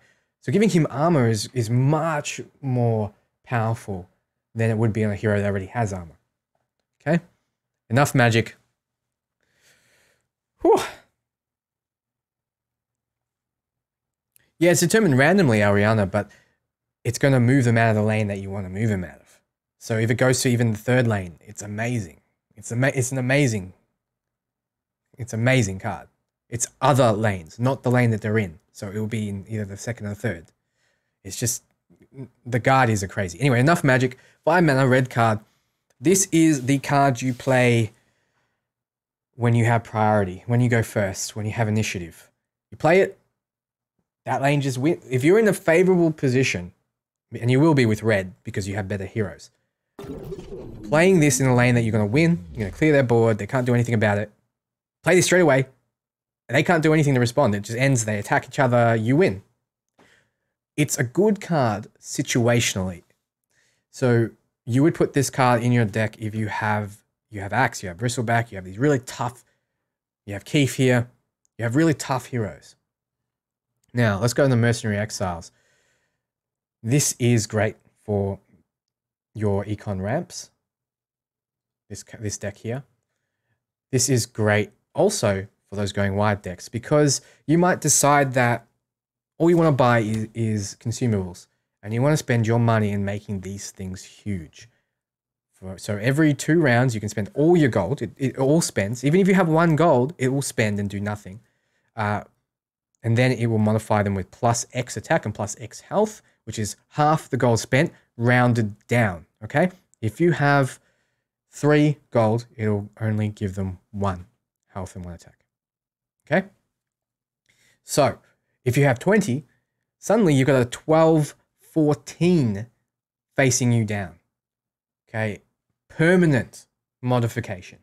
So it might be better with some decks just to go all in on this Mercenary Exile strategy, but it's yet to be seen. When I used it and I spent money on it, nothing could kill it. There was nothing that they could do. I remember watching some guy use a Condemn, I believe, on the Mercenary Exiles, or one of the bigger, more powerful spells to kill it, because it gets scary. It gets scarier than a hero if you leave it up. Enough Magic is the favorite card of Garfield. Yes, it is. That is something I forgot, but thank you for letting me know, Fat Magi. And if it's Garfield's favorite card, you know that there's going to be situational uses where you can sit there and snicker and giggle, because we know that Garfield loves those kind of counterspelly cards, which is why blue is a thing in Magic. Anyway, Prelex? I don't know how to pronounce it because it's not out. We haven't been able to use it yet. Prolax. Anyway, extremely weak hero. Why is it extremely weak? Well, we don't know his or her effect yet, but we do know her signature spell, and her signature spell is really good. Really good. 5 health, 3 attack. Can't kill a basic creep. Will die to 2 or 3 basic creep attacks. Barracks is her, I'm guessing, signature spell. For 5, you can play an improvement on any lane, and that improvement makes it so every deployment phase you get a melee creep. If you play 5 of these, or 3 of these, sorry, all of them in one lane, you have 3 spawning every round. It seems pretty good. If you play this on, as soon as you have the mana, if you play this, and you're all about going wide, it's a blue-green deck, you've got a lot of minions, this is one of those things that's just like, it's just constant pressure on the board, just constant. We saw in my game that even 1 creep was enough to block damage from something pretty big, right? From his Solar Khan. They had to commit two cards to killing those creeps. So having one creep deploying guaranteed every round means you're deploying 3 creeps randomly every round. If you've got 2 of these, it's 4. 3 of these, it's 5. I'm not sure what you can do at that point, because everything is going to be blocked. Yeah, it would work with attack ladders as well. That is a very good point. Right now, the best color combos, we aren't sure, because everything is kind of viable. As you can see, I've talked about a green-blue. We just talked about attack ladders, which is black-blue. There's a lot of strategy. You can do this with red as well. If you have a red-blue, you can get something like Mercenary Exiles to combo with it. You know, you can get Ogre Conscripts for making a minion-based deck. Anyway, I can see this hero being very, very useful. However, it's all based on that ability. I think that she's got something that helps her creeps out because of what it looks like there, right? So it might be something that buffs them, it might be something that spawns them, it might be something that keeps them alive. Either way, it's going to combo with Barracks. And this is going to be a really strong hero. Keith the Bold. Now, Keith is the one hero in the game that I don't quite get. Keith worked for me last game because he's a big hero, but Keith, it seems to me like an Axe, right? Has the same health as Axe, has 1 less armor and 1 less attack. So technically speaking, and also just like Axe, he doesn't have an ability. Technically speaking, he is worse than Axe, right? So he would need to have a stronger signature spell to make up for that. But as we saw, his signature spell is mocked like crazy. Where is it? Where is that signature spell? So there's Axe. You can see 1 extra attack, 1 extra armor. So this is Axe's signature spell, Berserker's Call. Really powerful. 6 mana. Okay, it's expensive. But you choose an allied red hero, and because red heroes are so strong, they're going to survive attacking their neighbors. And you can do this before the end of the round, so you can clear out the board and just go their face, or you can pick off a hero that wouldn't necessarily have died. It's very strong in almost every situation except when you're not facing down anything. Then you have... My God, I might as well just like use the search. Did I pass it? I must have passed it. Where's Keith? Let's just click on it. Maybe that'll find it. Fighting Instinct. There it is. All right, so here's Fighting Instinct. It costs 1 less than Axe's, but it modifies 1 red hero, so it has to be red. It's not even modify creep or modify any hero. It is modify a red hero, very limiting, with 1 attack and 1 armor. Red heroes are already strong. They don't need the 1 hack. They don't need the 1 armor. This is a bad spell. Okay, this is not a good spell. This is... You saw me use it to effect. And it can be good in situations, but like, wouldn't you rather something better? So Keith is 1 hero I don't quite get. Don't quite get him. It just seems like he's there because it's like you want to include him with Axe. But if you had a choice between them both, I'm not sure you would pick him. I mean, there might be a deck where you don't have big heroes. You're just using red for their minions, for example, and then in which case it might be good. Might be good on Pugna, for example. But yeah, I don't get it. Bronze Legionnaire. What people don't get about this guy is he has 2 armor. And with that 2 armor, he survives all creep attacks. So this is the ultimate creep for only 2 mana. So for 2 mana, I just got tea, thanks. For 2 mana, very cheap, very, very cheap. You put up a wall that no basic creep can kill. That's why red is good with creeps. So if you want to do a creep deck, red might be one option. Green is a great option. We've seen blue with some options. So you really do have options. I find it funny the key spell essentially makes him into Axe. Yeah, that is a good point. Because it gives him that 1 extra attack and 1 extra armor. He is Axe after you play that spell. So you need to invest 5 mana to make him just as good as Axe is. But then if you get it again, he'll be stronger and he'll be stronger. Yeah. Prowler Vanguard, we talked about. Mazzy. Now, Mazzy is a hero we haven't played with, but I'm really excited to use this hero. And it doesn't seem that interesting at the start because he doesn't have an ability. He only has 6 attack. He only has 6 health, but he has 3 armor. So no creep is going to do any damage to him. And he's going to take very little from other heroes. Very little. For example, Crystal Manion does nothing. Earthshaker does nothing. Luna does nothing. It's okay. All right. But what is cool is steel reinforcements. Why is it not found? All right, well, I'll find it here. Steel. There it is. Your tower has 1 armor for 4. If you put 2 of these on your tower permanently for the rest of the game, unless there's a Pugna that can get rid of it, permanently for the rest of your game, the creeps are not going to do any damage to them. So this would essentially counter any of those go wide decks unless they start getting buffed beyond the 2 or 3 damage. So steel reinforcements, along with my man Mazzy, is crazy. It's so good. I can't wait to make a deck around this card, around just like making my lanes unkillable. So it's not a shark. No, he's not a shark. He looks strong. He does look really strong. And remember, red's all about having those really strong heroes, and Mazzy is strong. Keep in mind, armor is better than health in most cases because it blocks every instance of damage. Now, I'll talk about Legion Commander later, but she attacks for a set amount of damage. And if you attack her, retaliate occurs, which does 2 damage to you. Okay, so if you attack her, you take 2 damage, right? That's counted as an instance of damage. So if you have 2 armor, you will not take any retaliate damage.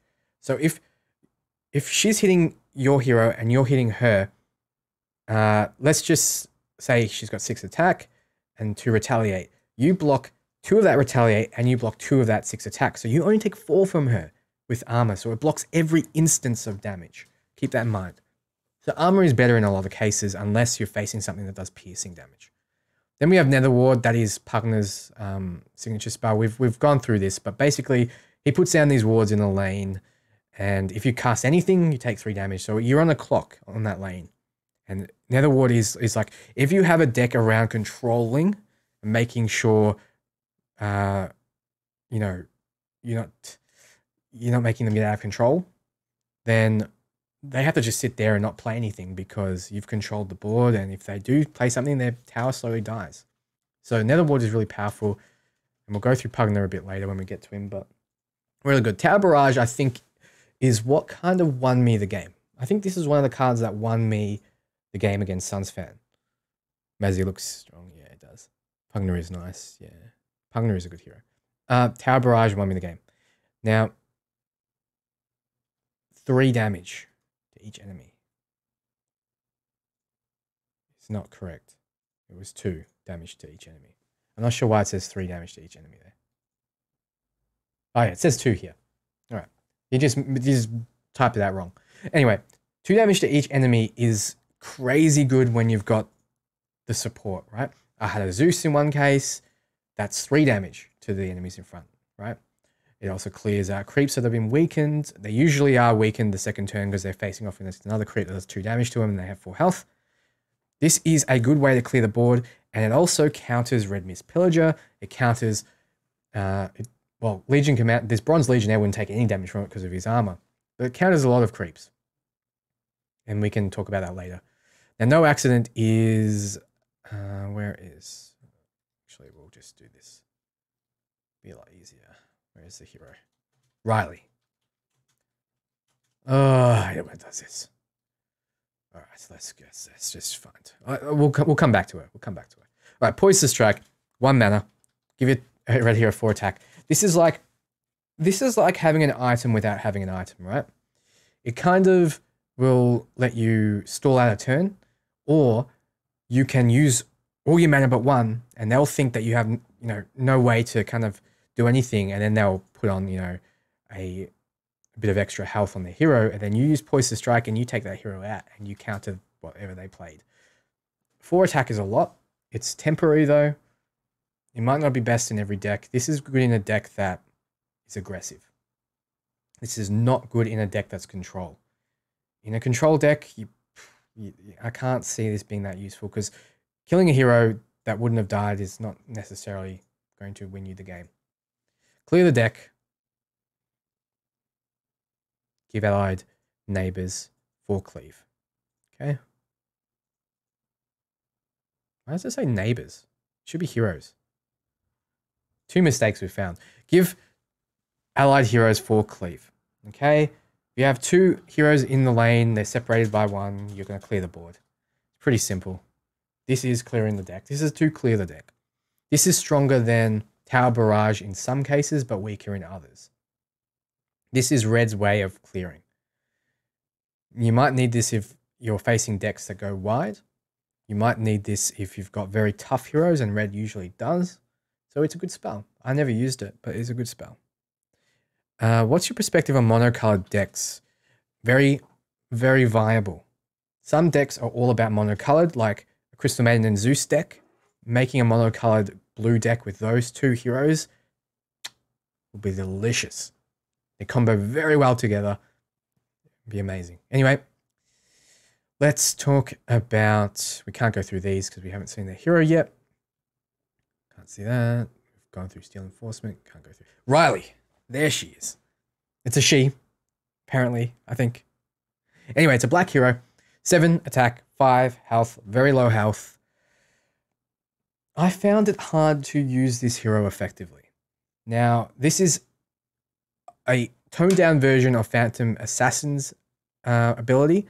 It does 2 extra damage to a hero instead of 4, but it also applies to a tower. So this is a cross between Solar Khan and Phantom Assassin. I'm getting old. It's 1:30 in Germany. Thanks for sticking around. So it's a cross between them both. And both of those are in black. So you can include this in a deck that's all about killing heroes, and you can include this in a deck it's all about killing towers, because it applies to both strategies, except this is a little more flexible. And work the knife. Essentially, you can say that this hero has 9 attack at all times, because you're going to either be hitting a tower or a hero where 7 attack is useful. 7 attack always kills creeps, basic creeps. So just consider this as having 9 attack, basically, because of its ability. However, it's where is it? Where is it? No accident. This is hard to judge because it's very cheap. You can play it from the start of the game. Round 1, you can play no accident. However, it only does 3, which isn't enough to kill a creep, a single creep. And it's not piercing, so it can't go through armor. But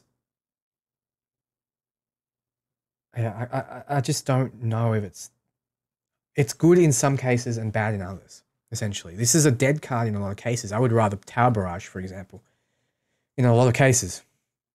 Costs the same, but does 2 to each enemy, whereas this does 3 to 1.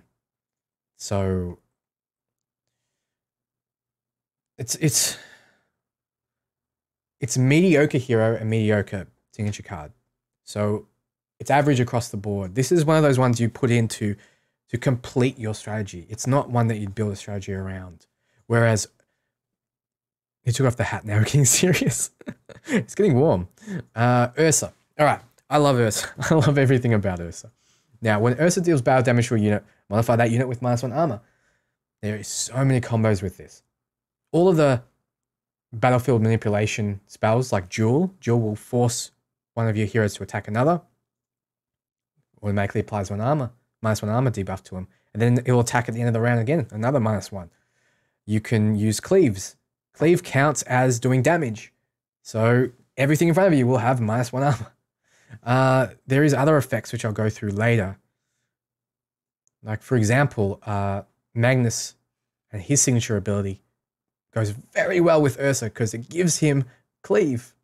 So Ursa's automatically giving everything -1 armor in front of him. Ursa has a lot of health. He has a high amount of damage. This is a hero that would be good with an armor buff because then it'd just be unkillable. We'd be debuffing everything. This is your late game card, okay? This is your late game red card because it's a modified -1 armor. Permanent -1 armor, okay? Permanent. So if this is facing down a hero, that hero is going to be very, very sad. Love this card. Then you have Enrage, which is the signature spell. So for those who are just joining me, if you put a hero in your deck, you have to have 3 of the signature cards in your deck. And if you have that signature card in your deck, you have to have that hero in your deck. Okay, so you have to have Enrage with Ursa. Ursa Enrage is pretty expensive, but it gives a hero 4 attack and 4 armor this round. And it's only a red hero. It's not very good. Okay, it's not good for its cost. It can make your hero survive and kill another hero at the same time. It can be a good swing card. It's a good swing card, but it's not as good as Steel Reinforcements, for example, for the same cost. It is, however, great because of Ursa. Because Ursa is in your deck, it's fine to have something that's not the strongest. And that's what you're substituting there. So, Winter Wyvern. Probably one of my favorite heroes that I haven't played. Why? Because it's a fairly decent attacking black hero. We don't know its ability yet. We know that it's a spell in Dota that essentially makes Winter Wyvern fly, get longer attack range, and that attack has a debuff component to it that makes them slower and makes them tick down damage over time. So that could essentially lower their armor on the other side. Or it could do something to its enemy neighbors. But what's really good about Winter Wyvern, Ursa seems to be only late win condition for aggro deck. Yeah, that's true. You'd probably put it in a control deck, honestly, though. Winter's Curse is one of my favorite spells that I haven't used. Disarm a unit and its neighbors fight it. Okay, so let's just say you have a really tough hero that's going to hit you really hard. You use this to them, they can't hit you anymore, but everything next to them will do damage to it. So you might be able to kill them. You might be able to just do enough damage the next round they die. This is a very powerful spell. It's very powerful. You can control the board with it. It only costs 6 mana. You can stop a hero that is out of control from killing you. It's a good spell. Free baits, yeah. Jesse's just next to me. Lion. I ain't lying when I say that this hero is very weak. Stats-wise, you're going to probably die very quickly. But we don't know his Finger of Death ability yet. But I figure because Finger of Death does direct damage in Dota 2, that's what that's going to do. That's just going to be a do direct damage to something with a cooldown. So I figure with 6 attack and that direct damage, this hero is going to be an assassin. Along with the mana drain. It's seemingly a really cool, interesting hero. What this does for 2 mana, so you can use it from the start of the game, give an enemy tower -2 mana this round and give your tower 2 mana. So the 2 mana that you get is offset by the 2 mana cost, so you don't lose any mana for using this. But what is cool is you delay the enemy, right? If you have 3 of these in your hand, you use all 3, that's 6 mana that they've lost. So it's not as strong as something like Enough Magic, which completely stops them from using anything. But it can disrupt them. It's not the best spell, but if you consider that Lion probably has ways to pick off heroes, and then you have decks that can do a lot in one lane, reducing the mana they have can really disrupt what they plan to do. If it comes up to a 6 mana turn and you know that they can Eclipse, using that straight away stops their Eclipse. Yeah. Yeah. 2+ total mana this round. All right. Let's move on. Sniper. Now, without knowing what Headshot does, in Dota 2, we know it slows them temporarily and does bonus damage. We aren't sure what this does. It might make it so whoever he's attacking, has some kind of debuff or takes extra damage or something along those lines. Without knowing that, we can't be sure exactly how strong he is, but being black, he's an assassin, and Assassinate is freaking crazy. 10 piercing damage, so it doesn't matter about their armor, to any unit in any lane. Suddenly, Keith with 20 armor doesn't matter at all. If he's taken 1 damage, you use Assassinate and you've just killed that bitch. He's just dead in any lane, from any lane. From any lane. You are sniping off anyone. Sniper is a sniper, and if you have a black deck and don't include Sniper, I don't know, there's something wrong with you, right? Like, Sniper is an amazing hero. Suppose I start at 3. You go to 5 and goes to 1. Yes, if you start at 3 and you use Mana Drain, you go to 5, but you'll have 3 to play with because it just offsets its cost, and the opponent has 1, so they won't be able to do anything. That is true. All right, Sniper, really good hero. Whew. I want to use it. I just want to use that Assassinate. Magnus we talked about with comboing well with Ursa, but Magnus is a very tough green hero. This is like a red hero stats on a green hero. It has the 1 armor, which is amazing. It has 9 health, which is amazing. 4 attack, which is the sweet spot to kill off creeps. It's really good. But what is cool about him is this. Modify, permanent, 4. This is better than Keith's signature spell, which gives 1 armor and 1 attack for 5. For 5. This costs 4 and gives you 3 attack and 3 cleave. This is better exponentially than Keith's spell. And it costs less. Magnus is a good hero, a really good hero. This is modify a unit. So you can modify a creep with Empower. Keith's is only modify a red hero. This is the hero you use in your go wide decks. Your green, got a lot of minions. They won't be able to kill Magnus. You'll be able to buff up your creeps to do ridiculous damage if you want. Or you can buff up your heroes. If you put this on Magnus, suddenly he's 7 damage with cleave. And it's a good hero. He's a good hero. Magnus is a really good hero. Spectre, I'm really good, bro. How are you? Abaddon. Abaddon is another hero that I think is going to be really useful. Now, Abaddon gets the Necrophotic Shield. Hopefully that works. It does. All right, so 9 health, 4 attack. Perfect sweet spot for attack. At least it kills the creeps. Borrowed Time is his ability. Borrowed Time in Dota 2 is basically a procs when you get low, or you can activate it. And any damage you take will be healed. So I'm guessing that when you activate this Necrophotic Shield, there'll be a cooldown, but any damage he was going to take will be transferred into healing. So this will be a very survivable hero, if we are guessing right. And along with his signature spell, with only costs 2 mana, you take off all effects from a unit. Okay, so it purges all of them, which is amazing, right? It gets rid of any effects. So if they use viscous nasal goo on your hero, you use this, that viscous is gone. You know, that suddenly that hero's got back his 2 armor. And it also gives that unit 2 armor and to retaliate this round. So this is a way of saving your units. And it's going to be a very good way to do it because it's cheap. You can do it from round 1. And it's on a hero that is already pretty survivable. So he doesn't even need to use it on himself. So this is great for those creep decks. This is great for those decks that have weaker heroes like Crystal Maiden, or your snipers, or your lions. This is Abaddon's going to be a good hero, really good hero.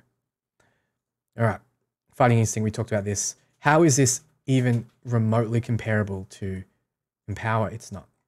Okay, Prey on the Weak is from Kana. Kana is the first blue hero I've seen with this much health. So Kana is all about summoning creeps.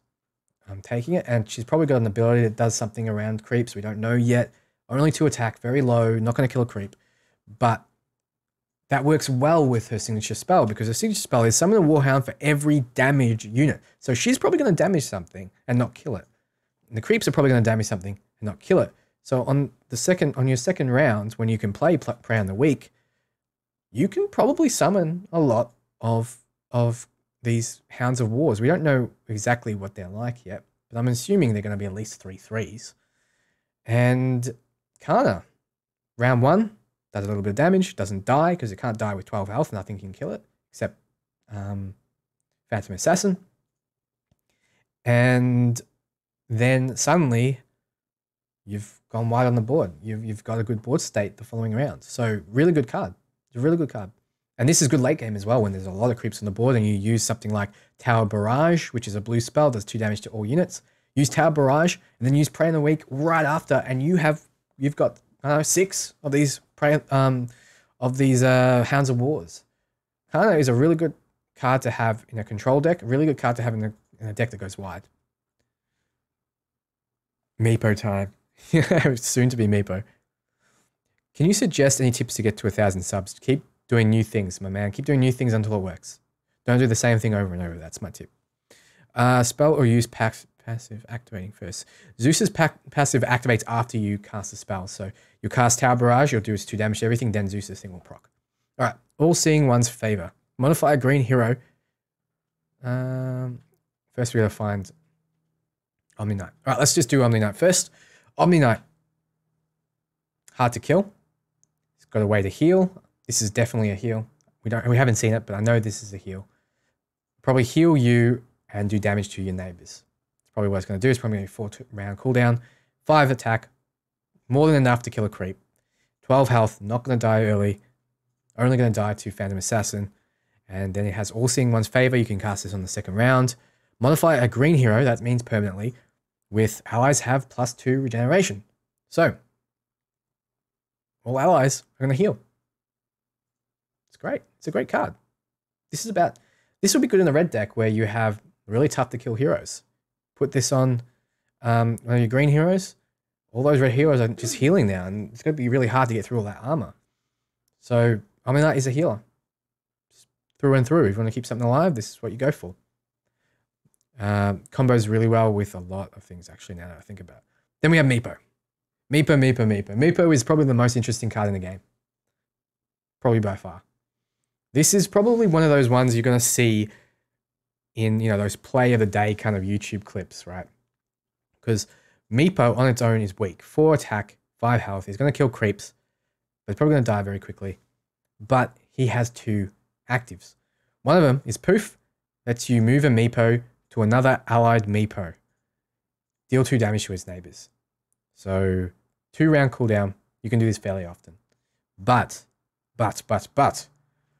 We'll get to why this is really good when we look at his signature spell. If other Meepo dies, all of them die. Okay, it's just like Dota 2. So let's go to his, where was it? Divide We Stand. Summons a Meepo. Just summons a hero. Boom, 4 mana. You can do it, use it on the second round. Summons a Meepo. Summon it to any lane. You can summon it to any lane. Okay?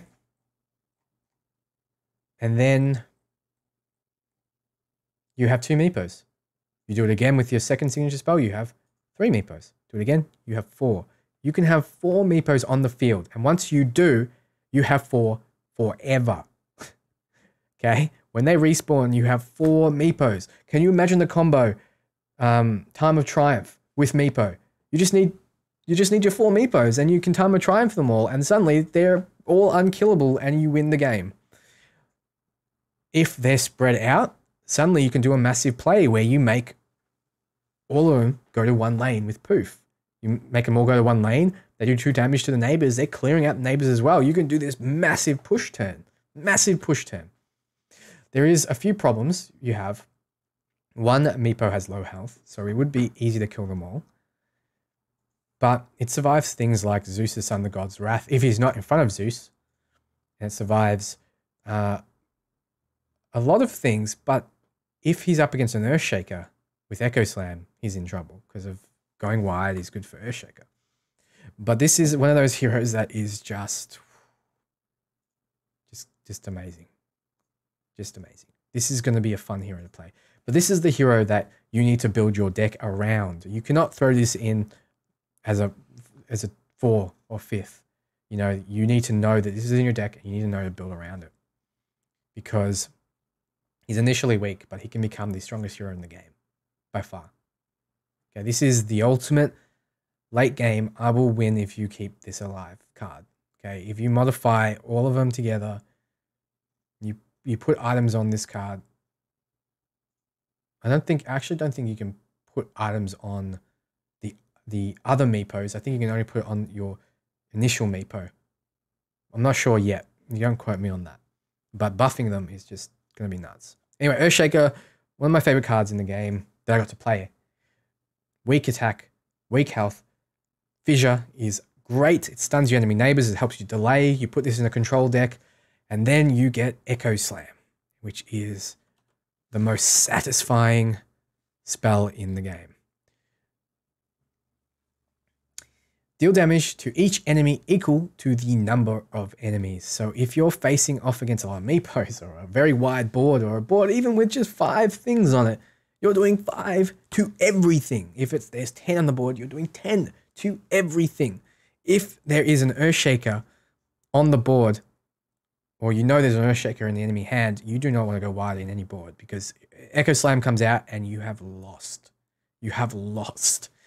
This is a great spell. Yes, if one Meepo dies, they will die. Yes. That's why Meepo is good late, but not good early.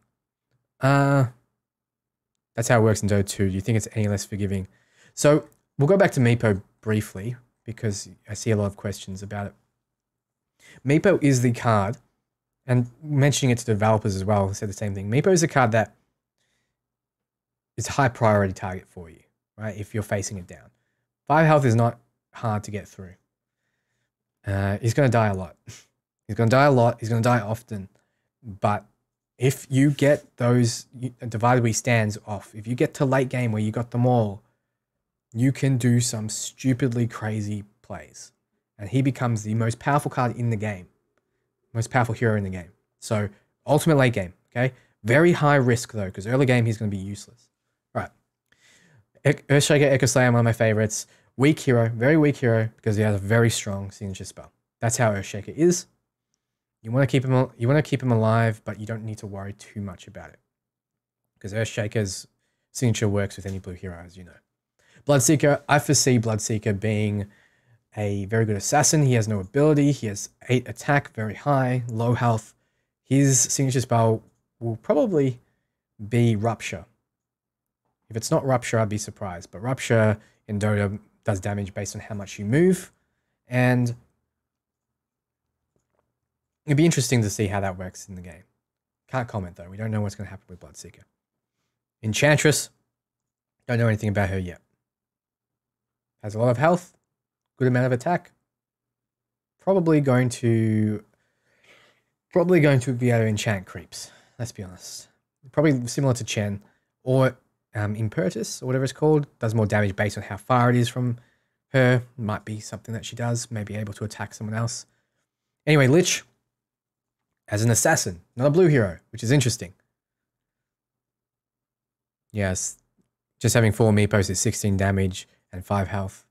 Yeah, it is. It is very risky.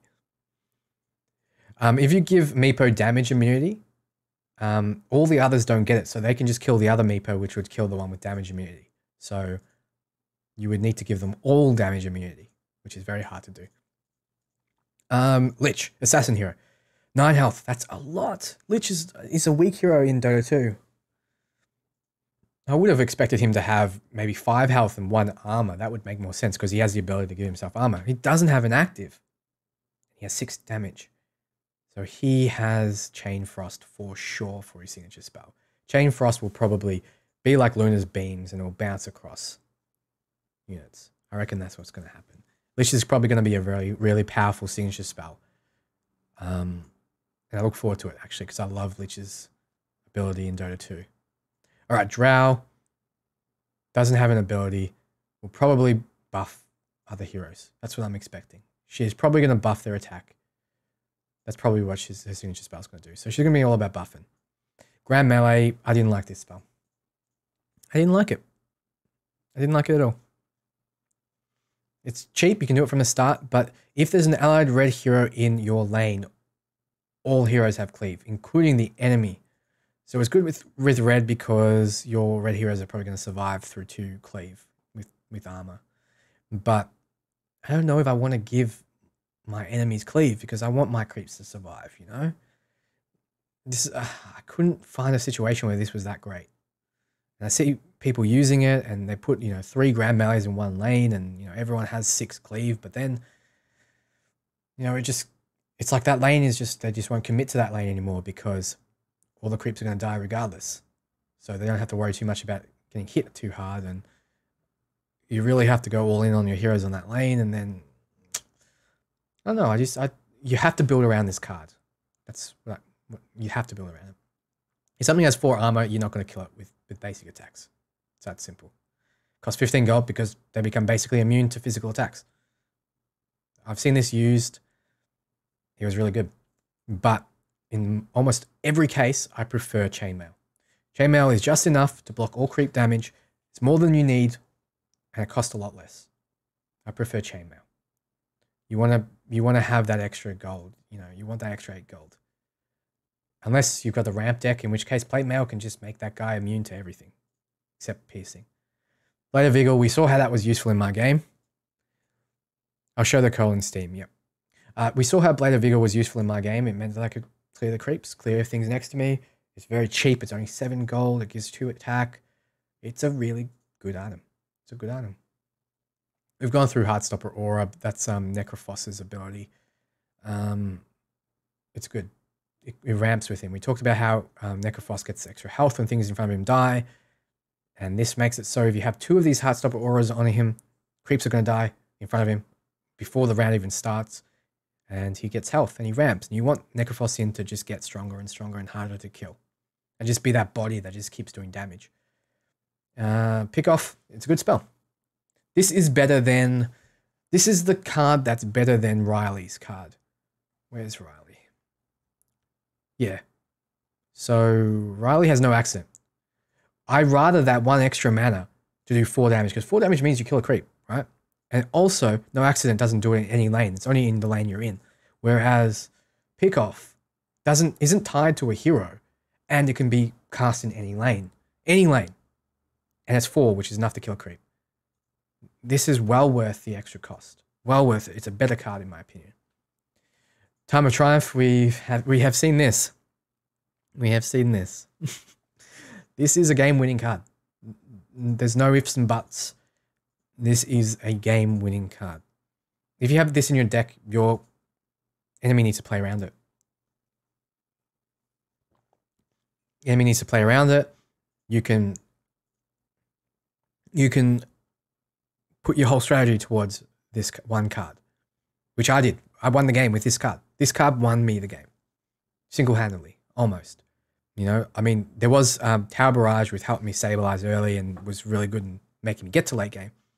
But Time of Triumph is a expensive combo piece that will win you a game if you play well. Otherwise, it's a dead card. If you don't build towards this or around this card, it's dead. You can't do anything with it. All right.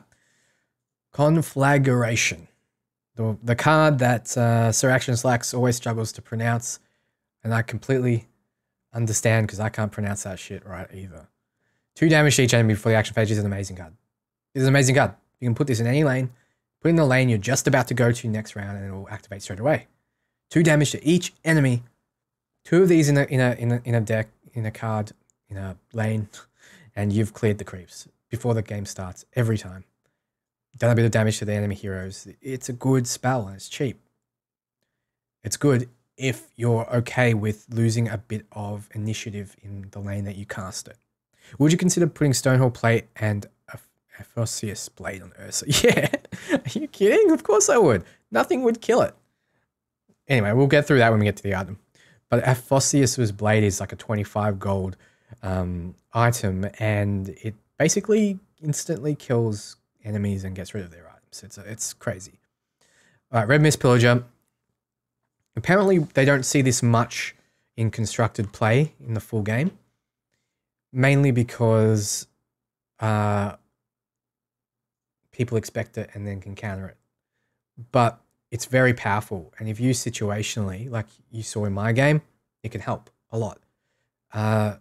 It can also be the card you put in your deck to just be like, all right, well, if you don't take care of this right now, if you don't waste a spell or waste a hero or waste a creep, you're going to have to deal with a lot of these coming in. You know, if this hits a tower once, you've got 2 on the board. If this hits it twice, you've got 4 on the board. And it's just going to keep multiplying. So it's a good card. It is a good card. You'll need to build a deck correctly to make this useful though. If you build a go wide deck and you got ways to buff your creeps, this will be nuts. So red-green is looking good for going wide. Green-blue is looking good for going wide. Green-black is looking good for going wide. Anything with green, it'd be good with. All right, Thunderhide pack. All right, so this is your win more card, right? It costs 8 mana, so you don't want to just like play this on a board that you're losing. You're gonna play this on a board that you're gonna win if you play. Siege means that if it's blocked, it always does 6 damage to the tower. If it's not blocked, it does 14. They'll have to get through 14 health. Very hard to do. It's a powerful, strong, tough creep. If you're all about building those creeps, putting those numbers on those creeps, Thunderhide pack is good. It's better with the item Horn of the Alpha, which summons one every 2 turns. Summons one of these. It's better with that horn. So it might be a case where you just put the horn in your deck instead of this card, and you just get the Thunder Hides every 2 rounds. Or you can put these in and just when you get to 8, you have a massive body to block, which helps you defend, or you have a massive amount of attack to hit their tower. So you can use this defensively and you're still hitting their tower for 6 every round. And eventually that tower's going to drop if you keep being defensive. So ultimate defensive play, And it's also very good aggressively. So this is just a good card overall. Yeah, the Fat Magi. This card is better than every hero in the game stat-wise. It is. It's a better than a hero card, unless you buff the heroes. Hand of God, Chen's ability. Chen is a great card. A lot of people underrate Chen and underrated him in packs specifically. But with Holy Persuasion, get control of any creep. I tend to see them use it in the worst case, but in the worst case, you take one of their creeps and you get it. So they lose one and you gain one. That is a 2 creep swing. Okay, that's ridiculously powerful. For 4-round cooldown makes sense on that. Okay, but best case, they put down a Thunderhide pack and you take that. You take that Thunderhide pack and you just right in their butt, because Chen is gonna that's a play that wins you the game. Okay, Chen can win you the game with that ability. Now, that combined with the fact he has 9 health, he's not gonna die anytime soon. 4 attack, he's gonna kill creeps. Hand of God. Hand of God is a 1-turn thing, but fully heals each ally in a lane. Great for when you've gone wide on the board. Great for when you have those big buff heroes that have taken a little bit of chip damage. And it also gives allies damage immunity. So you cast this after they've committed to the board, they've buffed them up, they've done ridiculous things. You pass this and suddenly they're like, okay, well, I lost that round. I just lost it because you don't take any damage. You heal everything. Suddenly they're facing down a wall and they don't do any damage. Whoa. You confuse how the game functions. Swing Goalie Official. I recommend checking out my channel. The last video I just posted is a really comprehensive tutorial. If you watch that and don't understand how the game is after, you probably won't get the game ever. It's a really comprehensive tutorial. So check that out if you want to know how to do it. Chen could take a Red Mist Pillager as well. Yes, you are correct. So if Chen takes a Red Mist, suddenly you're multiplying Red Mists now, and that's something they can't really counter. So yeah, and if you've modified creeps, if you have creeps that are ridiculous, like Lycan's Wolf has gotten to 7, 10, you take that and it comes with its modifications. So it might be a viable strategy just to let something get really strong and then just steal it. Anyway, great card. I love Chen. If you're playing green and you don't have Chen in your deck, it's probably because you have something else very strong that you've built around. Disciple of Nevermore, this is a card I just don't like. This is good for going wide and finishing the game, okay? People see this and see 3 mana, see extra attack and think, I'm going to do this now and chip away the tower. That is wrong. This is a combo piece. This is a finishing card because it gives your wide board 2 extra attack, and -2 armor doesn't matter when you're finishing a tower. -2 armor on all your creeps and all your heroes is devastating. Devastating if you do this without finishing a tower. Devastating. This is an amazing card if played right. A terrible card if played wrong, okay? So very situational. You need to build around this card. You need to build around the fact that you get a lot of creeps. And you're going wide and you've got Siege Ladders and other cards and you've got Solar Khan and, okay. So don't play this incorrectly. You need to play this correctly. Otherwise you will... It's a double-edged sword, essentially. That's it. That's all it is. Okay, this is a ramp. This is for ramp decks. 3 gold after combat phase. When I played Econ Ramp, when I played this deck, and I got Iron Fog Goldmine, it adds up. It really does add up. It really does add up. If you play 6 rounds, that's 3, 6, 9, 12, 15, 18 gold just from playing 3 mana. Okay, that's like playing a payday in a lot of cases. It's great. The longer the game goes, the more gold you get. But keep in mind, you do sacrifice a turn sometimes. But getting this early is really useful. Chen is very strong. He can be, but if your opponent knows to focus him, it could be troublesome to keep him. Yeah, true. All right, Payday. Payday is what got me, I think, 240 gold in one game. Okay? I had 2 of these in my hand. Had a lot of gold. Used Payday twice. Bam. 240 gold. I could not spend it all. I bought all the 9 items in my deck and the secret shop and the consumable, and then I had money left over. This and Iron Fog Goldmine work really well with minions that get stronger based on how much money you have. There's 2 of them. There is, where is it? Retevel Convoy. X attack, where X is equal to half your gold. So you do the math there. How much attack will this have if I have 240 gold sitting there? So it might be a strategy to not spend your gold. Use Payday twice in one turn when this is already out in the field. Bam! You hit that tower for more than 80. It's a really good strategy. Really, really good strategy. And there's also... there's another card that you use gold to buff it up permanently, which I went through before. Anyway, Payday is a really good card if you've got a ramp deck. Yeah, it's just flat times 2 to your gold. It's just a good card. A really good, solid card in any black deck.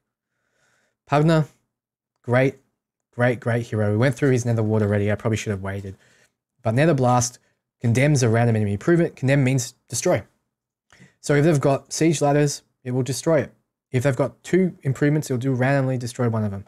If they've got Iron Fog Gold Mine, it'll destroy that. You know, this is the only hero or ability I've seen that gets rid of improvements. So this is a really good card to control the board, because getting rid of improvements is fairly strong. Considering he has a lot of health and a lot of attack, and his Nether Ward controls the board really well, Pugna is a very good control hero. And I'm surprised I didn't put him in the control deck. I'm very surprised, but this is a good hero. Solar Khan, the best hero to attack towers with. If you're going to rush face down, you want Solar Khan in your deck. The problem with Solar Khan is that 6 health. It doesn't seem like it's too bad, but it was very rare that we didn't kill her round 1. Or couldn't just block her. 8 attack is very good. Very, very, very good. If you let her hit your tower, she's hitting it for 12. All right? Her siege ladders gives everyone +2 that's attacking a tower. Look, if you want to kill towers quickly, you want to aggro, it's like an auto include for black decks. Pugna seems almost out of place in red. Yes, almost. But he's a very strong body. Yeah, so Solar Khan, there's not much I can say, but it's the most specialized tower killing hero there is. Like him, ultimate minion hero. Ultimate. Look, 10 health seems like a lot, but it can get whittled down. So you want to put armor on him. You want to keep him alive because his neighbors have +2 attack. So if you put a creep next to him, or if he actually, turn 1, keep this in mind, turn 1, if he spawns next to a creep, a single creep, that creep is going to be a 4/4, and that 4/4 is going to kill that creep opposite to him. So if he spawns with 2 creeps next to him, they're both 4/4s, and you win that lane. Turn 1, you win that lane. And that's happened before when I used Lycan. So a lot more useful than it seems. Then his signature is one of the best creeps in the game, if not the best. 4 mana, 3/3. Doesn't seem that good, okay? Because it doesn't kill a creep, and it's just barely survives against a creep. But if he's left to his own devices, not taken out early, you take off that 2 damage. You get 2 extra health, and you get 1 extra damage. So that next round, you're killing a creep straight out. You're killing it. And you've got your 3 health still. If he doesn't take any damage, he's a 4/5. And then he's a 5/7. Okay?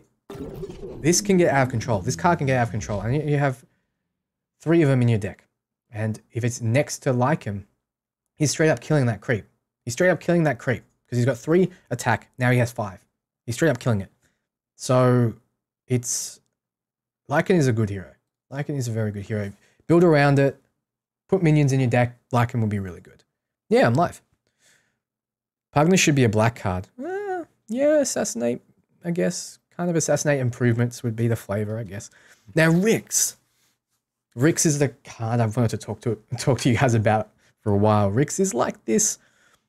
Rix is like the card that everyone underestimated.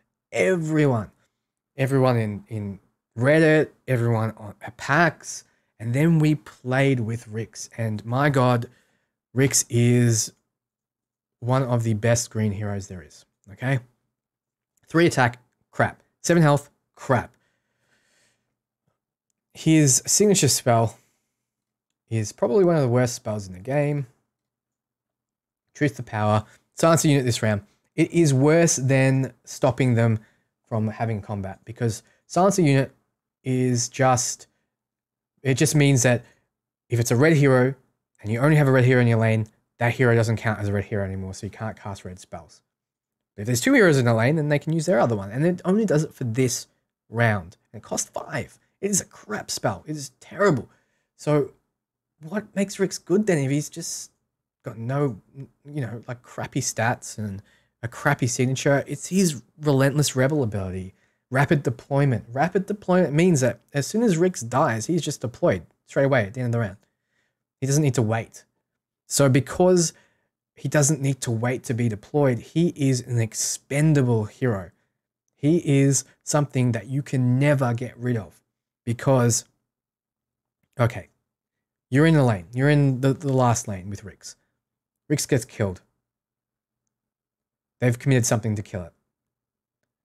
The next turn, the next time you're in lane 3, he's going to be in there because you can just deploy him right back in there. So it's like you didn't kill him in the first place. It's like you're just giving him 5 gold to make it so he doesn't die. It is basically immune. And in a lot of cases, you want him to die because you can deploy him in a lane you're losing or deploy him in a lane you want to win. And if you put an item on him, it's exponentially better. If you put the Afrosius blade on him, the one that condemns units he hits, he is the best card in the game because you can put him anywhere. If he dies, you can put him facing off against a key hero, take all their items off, kill the hero, redeploy him in a lane, take all their items off, kill that hero. It's a really good card. You'll always have a body on the board with Rix. So he is really good. Really good. Put items on this as soon as you can. As soon as you can put items on him, do it. Probably avoid putting health-based items and armor. Health-based or armor because you want him to die. There was a game I played where I had Rix on the board. He had a little bit of health left, but he wasn't going to get killed that round. And I used my own, I think it was a pick-off actually, on him. So I could deploy him right after in the lane that I was going to win because of it. So using damage to kill him ended up winning me the game. So like his ability is amazing. I can't overstate that. Yeah, I mean, he's good all stages of the game, Fat Magi, all stages, because you can block damage early if you're a control deck, so he's good early. Mid game, you can give him some items and he can do some shenanigans. And late game, if you give him some powerful item, it becomes ridiculous because you kill a hero. If it's a 1-for-1 trade, you kill a hero, it's like he didn't die, but that hero has to wait a whole round to come back. Now, Phantom Assassin, ultimate hero killer. It's like the Solar Khan is the ultimate tower killer. Phantom Assassin is the ultimate hero killer. That's what Black is about, being really good at assassinating one thing. Phantom Assassin has 6 attack, and with the +4 becomes 10. So I think that's the most any hero can do to another hero. I believe. I said 12 before, but I was wrong. It's 10. And 8 health is enough to survive most things, except a few red heroes. And yeah, you're pretty much going to go for a 1-for-1 trade, or Phantom Assassin is going to kill you in every case if he's facing off a hero round 1. Almost every case. Except against like Bristleback, except like Axe, except some of the red heroes. But if you're facing off against Legion, Legion dies and Legion kills you. Okay? Good hero. But what's really good about Phantom Assassin is whoops. Where is her ability? Can't remember. Yeah, Coupe de Grace. Coupe de Grace is her signature spell. Very strong hero, but also has a very strong signature. Now, condemn a hero means doesn't matter what their armor is, it doesn't matter what their health is, doesn't even matter if they are damage immune. This will just straight up remove them. This is the only straight up removal that we got to play with in packs, and it was bloody powerful. Now, discarding a random card can lose you the game. All right? You could lose your combo piece, for example. If this was discard a card of your choice, this would be the best card, best removal in the game. But because it's random, it puts a drawback there. But 6 mana, very expensive. Straight up gets rid of a hero. Just gets rid of him. Best single target removal in the game. She's all about assassination. Assassinating those heroes. And if you want to do that, if you know you're going to be facing something that really ramps up with a lot of health, a lot of armor, this just gets rid of them. It just straight up gets rid of them. It doesn't matter that they have heaps of attack and armor. Then we have Zeus. Zeus is really good we talked about mono blue decks before, but Zeus is really good in mono blue decks because if you play a blue spell, he does 1 piercing damage to his neighbors. So it's just keep playing those blue spells, he'll keep doing damage. And 1 damage doesn't seem like much, but it really adds up. It really does. And you might do 4 damage to something and you need that extra 1 damage and bam, which is what happened in my game that I played against Sunsfan. Need that 1 extra damage, so Zeus pops. And Stonehill Pike or Aphos' Blade. Aphos' Blade, I think. Ariana, I prefer. Anyway, Zeus is really good. Now, his signature is Thunder God's Wrath. 4 damage doesn't seem like much. 4 piercing damage doesn't seem like much. But hits every hero in every lane. It sets up for other combos. It is a great spell in almost every case. Okay? If there's 5 heroes on the board, it is the best value. If there's less, it's still good. You know, it's a good spell. If Zeus is opposite the hero that it hits, it's 5 piercing damage. So Zeus is a good spell. And this is a card you can use just to throw in to help complete your deck. It doesn't need to be built around. But if it is built around with just a mono blue deck, it's really powerful as well. Like extremely powerful. Luna. Luna is a 3/8, I believe. It says 6 there because she's taking damage. Yeah, 3/8. 8 is a lot of health. She's going to survive. If you've got Luna in your deck, you want to put her up front so she's deployed early because of Lucent Beam. Before the action phase, deal 1 piercing damage to a random target. And that ramps up your Eclipse spell. Now, Eclipse is the only reason you put... how do you spell Eclipse? EC, isn't it? Eclipse. Eclipse is the only reason you put Luna in your deck. Eclipse is the ultimate late game spell. Like better than Echo Slam even in late game. Better than Zeus's Thunder God's Wrath. Because if this gets enough charges, it is impossible to stop. So it does 3 piercing damage to a random enemy, and then it repeats it for every charge you have, and you get charges based on how long Luna's been on the field. If Luna's been on the field for 10 rounds, it's going to hit 11 times, okay? So you're hitting for 33 damage total across all the things on that board, okay? And if you use that Eclipse, your other Eclipses in your deck still have those charges, you know? So you're going to do another 33 and then another 33 if you have... Clearus, good night. Don't feel like staying up any longer, no problem. I'm nearly done, actually, so... Actually, you know what? I'll do it now for people that have been waiting around. All right, Clearus, you ready? Everyone ready? I'm going to put the beta code up now if you want to get into the beta. Shh. Jesse's putting thumbs up. No, you can't have it. Everyone hide it from Jesse, all right?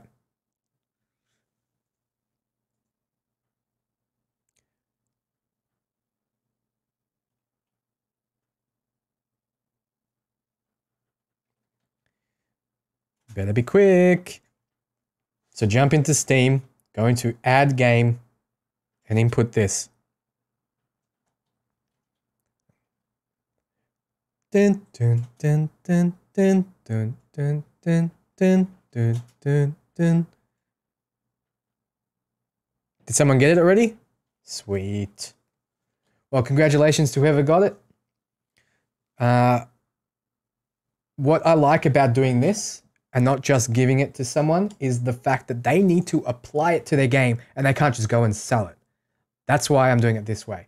Because if I just give it to a person, they can just hold on to it. They can just go, oh, I'm going to sell it for $200 USD, because that's how much they're going for right now. So I'm glad someone got it. Whoever got it, can you please message me on Discord? I'd love to hear who you are. Didn't get it, but thanks. No problem, guys. I'm guessing a lot of people are going to leave now, but for those sticking around, I'm going to continue. So, Luna. If Luna dies, charges to get 2 again, or it stacks. If Luna dies, the charges remain. All right, Clearest, good night, man. The charges remain, so they'll keep adding up until you use the Eclipse card. And then the others still have the charges. Bristleback. Bristleback is, in my opinion, better than Keith.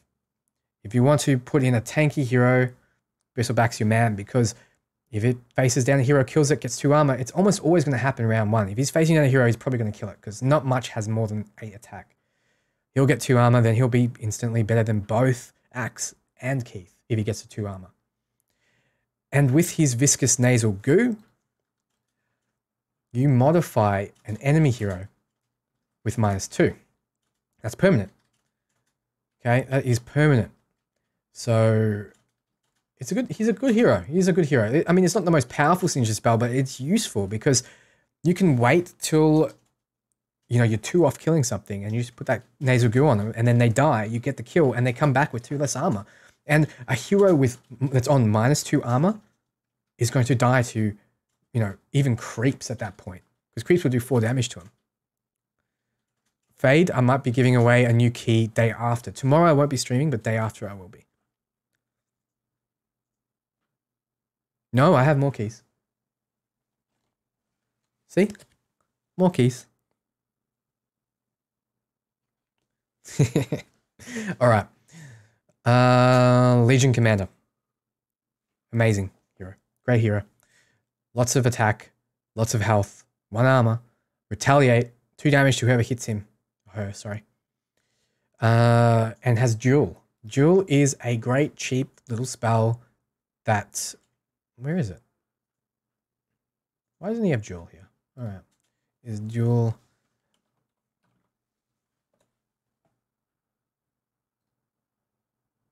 There it is. Choose an allied red hero and another unit, they battle each other. So you can force weak heroes to attack her or attack another red hero. Most red heroes are strong and die. And then they're dead when they wouldn't have been. Or you can attack straight to the tower. There's a lot of uses for Duel. It's cheap. It's effective. It's a good card. Legion Commander is a good card with a good body. It's got a good ability. It's just a good all-around card. Does armor go negative? Yes. If you've got -2 armor, they're taking 2 extra damage from each source. So they have -2 armor and they hit Legion Commander. They're taking 4 from Retaliate and they're taking 8 from her attack. So, you know, you're doing 12 damage instead of just doing 8. So putting the Nasal Goo with Legion Commander works really well. So it's a good combo. Crystal Maiden, good with mono blue decks because... good with the Zeus mono blue deck, I mean. Because every time an allied spell is played in any lane, not just the lane she's in, you restore 2 mana to that tower in that lane. Okay, it's... if you play a 1 mana spell, you get an extra 1 mana. If you play a 2 mana spell, it's like you didn't play anything. If you play a 5 mana spell, you've got 5 mana, you've got 2 to play around with now. So you can do combos that you couldn't normally do with the amount of mana that you had. You can play 2 Eclipses, for example, if you have... you only need, what, 10 mana to play 2 Eclipses instead of having to have 12? Crystal Maiden is really good in supporting your other combos or your spells. It's a good combo piece. It's not as powerful as a Dota 2 ability. No, it kind of is, if you think about it. She's very weak, though. That is the downfall. She's the weakest hero in the game. 2 attack, she's not going to kill anything. 5 health, she's going to die very often. She's like a Meepo without all the extra bodies, you know? But less attack than Meepo. Much less. But her signature spell is also very powerful. Frostbite. It's cheap. It only costs 3 mana.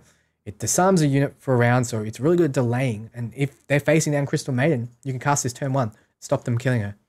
And it also does 2 damage. It's a good spell. It's a really good spell. I can't think of a situation where this would be bad. This would be good in any deck. Crystal Maiden would be good in any blue deck. She is a good all-around hero to support the rest of your other blue heroes or your whatever other color you have. Great hero. 3 great heroes in a row. 4 great heroes in a row, actually. Like there's a lot of good heroes in this game. And I don't think there's any that really are bad in any situation. Now, Axe is probably one of the best red heroes in the game, stat-wise. Starts with a lot of attack, starts with 2 armor, starts with 11 health, doesn't have an ability, but you can count his ability as being give me 2 armor, because it has 2 armor to start with. Then, man, like Berserker's Call can win you games. This can win you games. Choose a red hero, kill him. Straight up kill him. It's pretty much what it is. And then you've got a clear board. 3 attackers going through now instead of none. You know, Axe is good. Axe can really take over a game. Speed-wise, you weren't even close. Yeah, I know. Some people are really, really good. But it's how much you want it, right? Like, they really want it. They're probably sitting there on Steam ready to go, you know.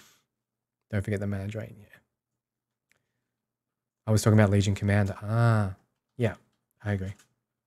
Sven, you can see great cleave there. Don't have the tooltip yet, but I'm fairly certain, based on the fact that you can see the cleave there and no items there, that Sven always cleaves. I'm thinking it's going to be cleave 2. Sven always hits whoever's next to him. 5 attack, substitute by the fact he hits everything around him. Probably going to be very, very strong. And the fact that he has God's Wrath, we don't have access to it just yet. We don't know what it does, but we've seen the card.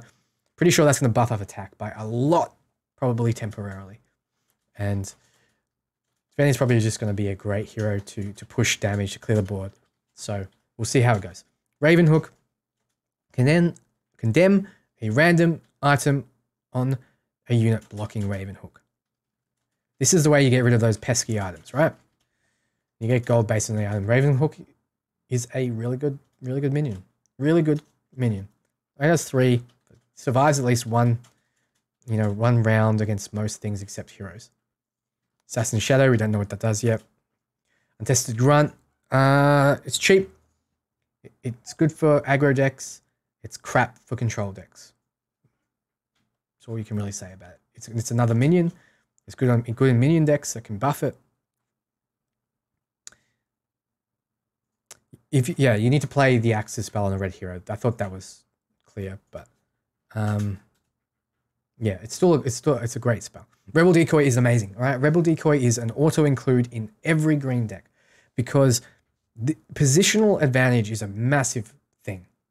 Your position matters so much in the game, and you can put this on the board in front of something that you want to kill, for example, and then you can next turn swap with Axe. Axe kills it, or Bristleback and gets armor. Rebel Decoy is great. You can also get heroes out of bad situations. It's a great card.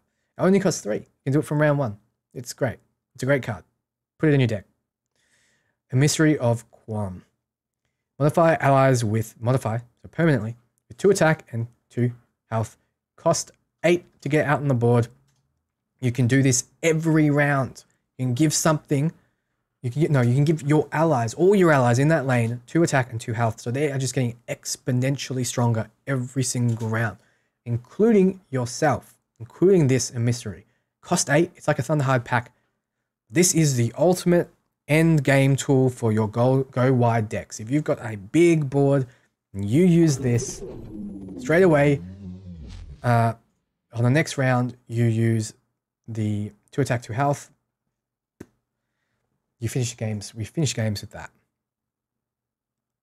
Here for the giveaway. You just missed it. You just missed it. Retro combo. We talked about how this can be good. This is an amazing card. 20 health. Even if you don't have a ramp deck, like a black-green, you can make good use of this and just don't spend your gold because 20 health is going to survive almost everything. I say almost because some heroes can get condemn effects, and you've also got items that can buff them up beyond 20. But this is going to survive 1 turn, almost guaranteed. Guaranteed.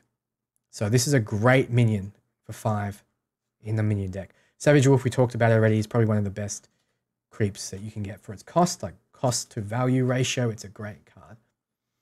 Okay, so the Mei Mei's Favor. Your tower has 2 mana. This is a ramp card. It's in green instead of in black, which is good. And I see a lot of people casting this in the lane they're already in. It's better to cast in the lane you're going into. So if you have 4 mana and you cast it in the next lane that has a blue hero, you can play an Eclipse, you know, straight away on round 2.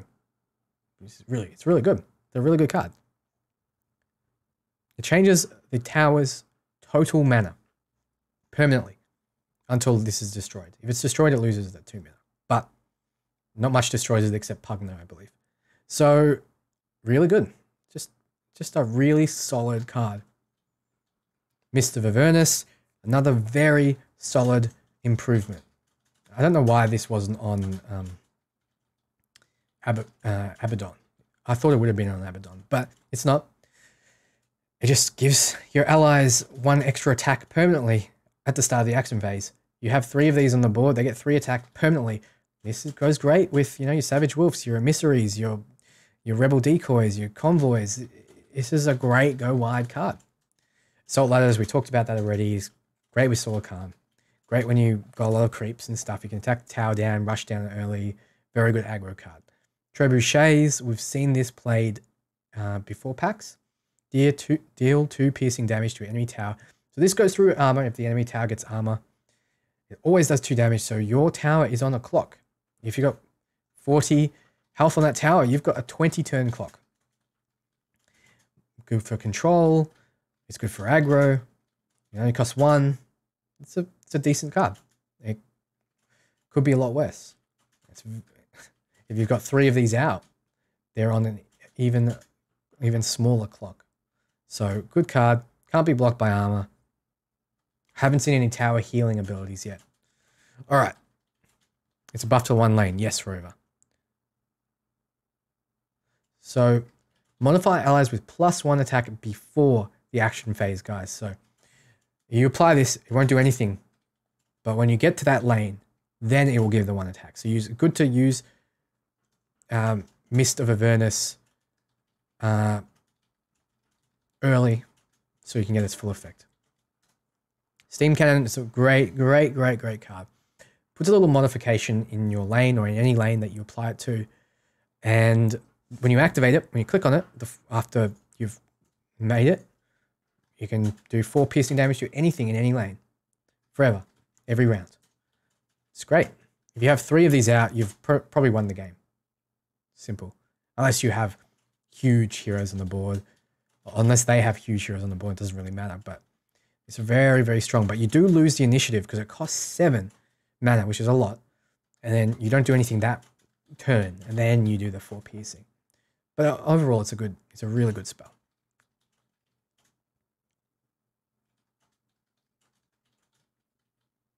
Your YouTube live stream mentions...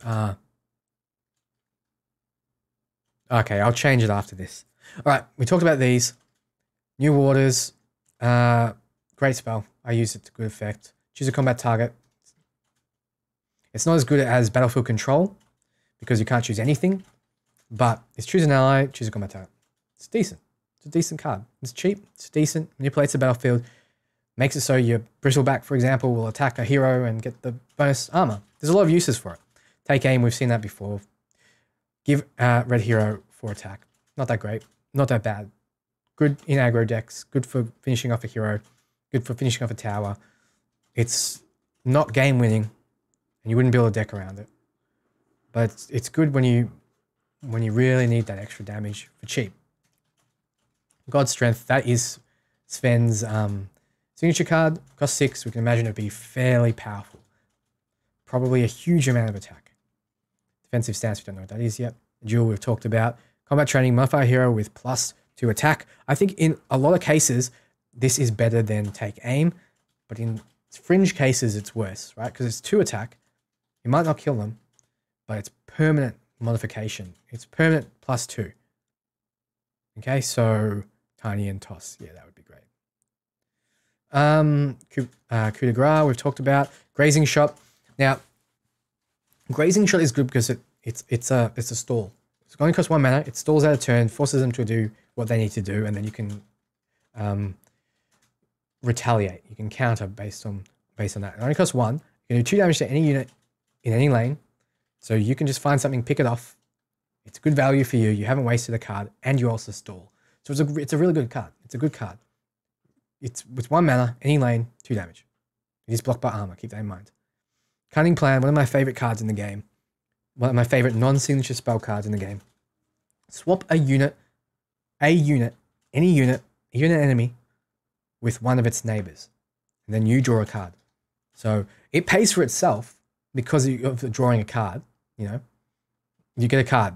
2 mana, draw a card is good, right? Like, it's good to cycle in a lot of cases. But it also manipulates the battlefield in a powerful way. You can put a bristle back in front of a hero and get your armor stacks. You can get a hero out of danger. You can put an enemy hero in danger in front of a creep that you own. You can block damage incoming. There's not a situation in the whole game that this will ever not be useful. Ventriloquy makes a unit taunt. That means that if you've got a hero and you've got 3 in front of it, if it taunts, those 2 on the side will attack that hero as well.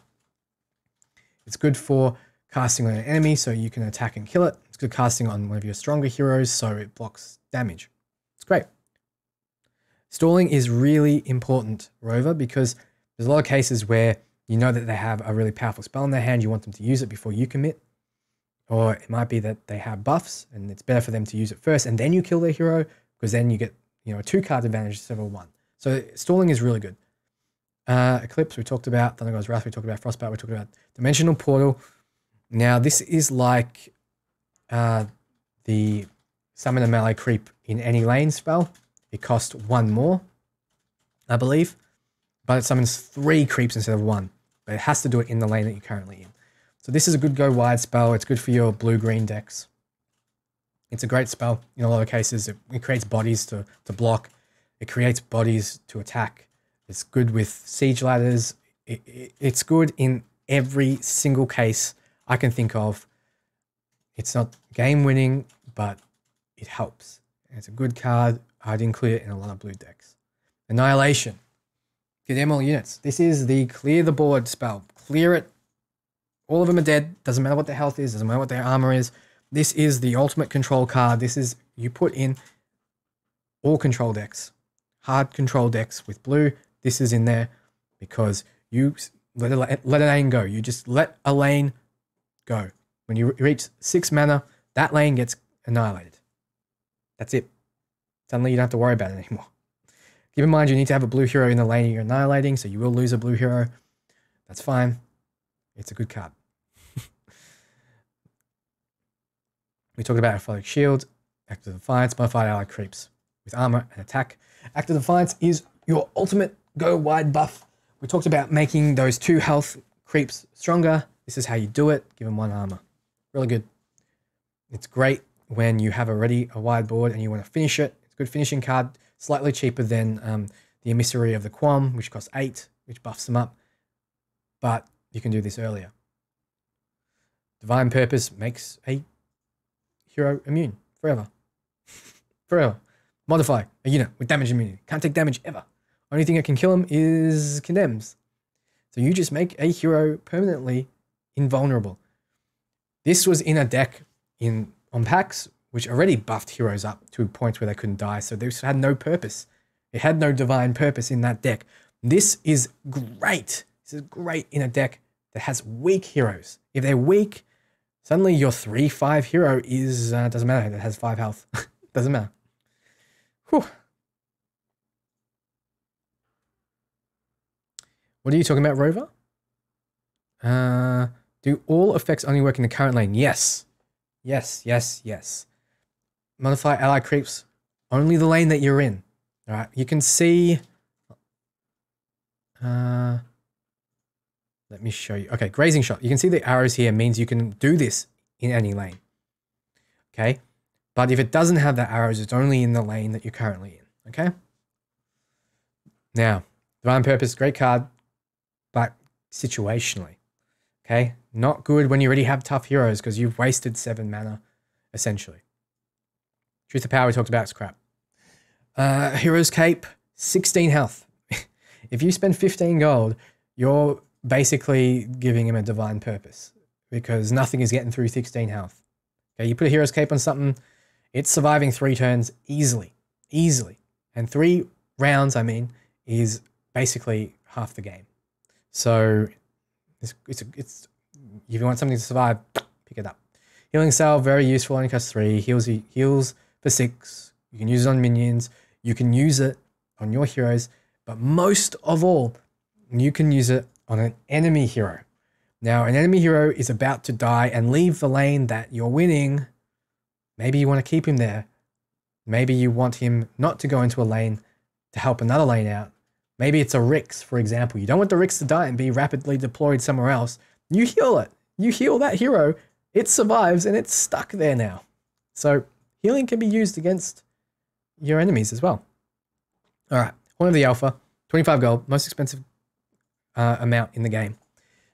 Only gives you 4 health, but it summons those Thunder Hides, those 14, 0, 14 with 6 siege every 2 rounds. Okay.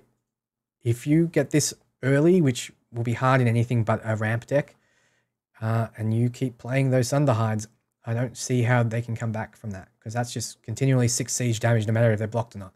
And that tower's going to fall. There's no way around it. Book of the Dead, great for blocking, great for surviving. It's good.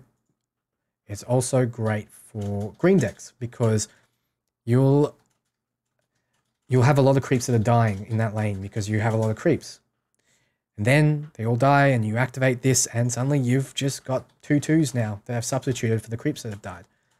It's a good card. You put this in your go wide decks, you put this in your control decks. You don't put this in your aggro decks. This is a card that I think I will include in a lot of decks because of rapid deployment. It's very expensive, but it suddenly makes your hero Rix. It makes one of your heroes Rix because rapid deployment is incredibly useful. Gives them 3 armor, so they're probably not going to die. But rapid deployment makes it so that if they do, straight back up. Straight back up. You put it on a high value hero that needs to stay alive. You put it on, you put it on maybe a Crystal Maiden. Gives you mana every time you cast a spell now. They can't get rid of her. But the main thing is your tower now has 3 armor. 3 armor. So not much is getting through that. If they go wide, they're still going to not hit it very hard. So this is a great item. This is a great defensive item. All right. Then we have leather armor. It's good, cheap. Pick it up, use it. Saved me a lot. Very easy to get. Very good early. Good for control decks. Pick it up. Do not get it on aggro decks. Assassin's Veil. Don't choose a target for a player or for a equipped hero. That seems way too cheap for that. Seems like a very good item. 4 health. You can manipulate the battlefield. Very good. Now this is Aphosius's Blade. This is crazy. Absolutely crazy. 25 gold. Equipped hero has 8 attack, 4 siege. So it will always do damage to the tower. And it will condemn a unit that this deals damage to. So if anything blocks it, it dies. Anything. That's it. Doesn't even need attack. It also has an ability. It can be used every round, every single round. Condemn each item equipped by the unit blocking the equipped hero. Okay? So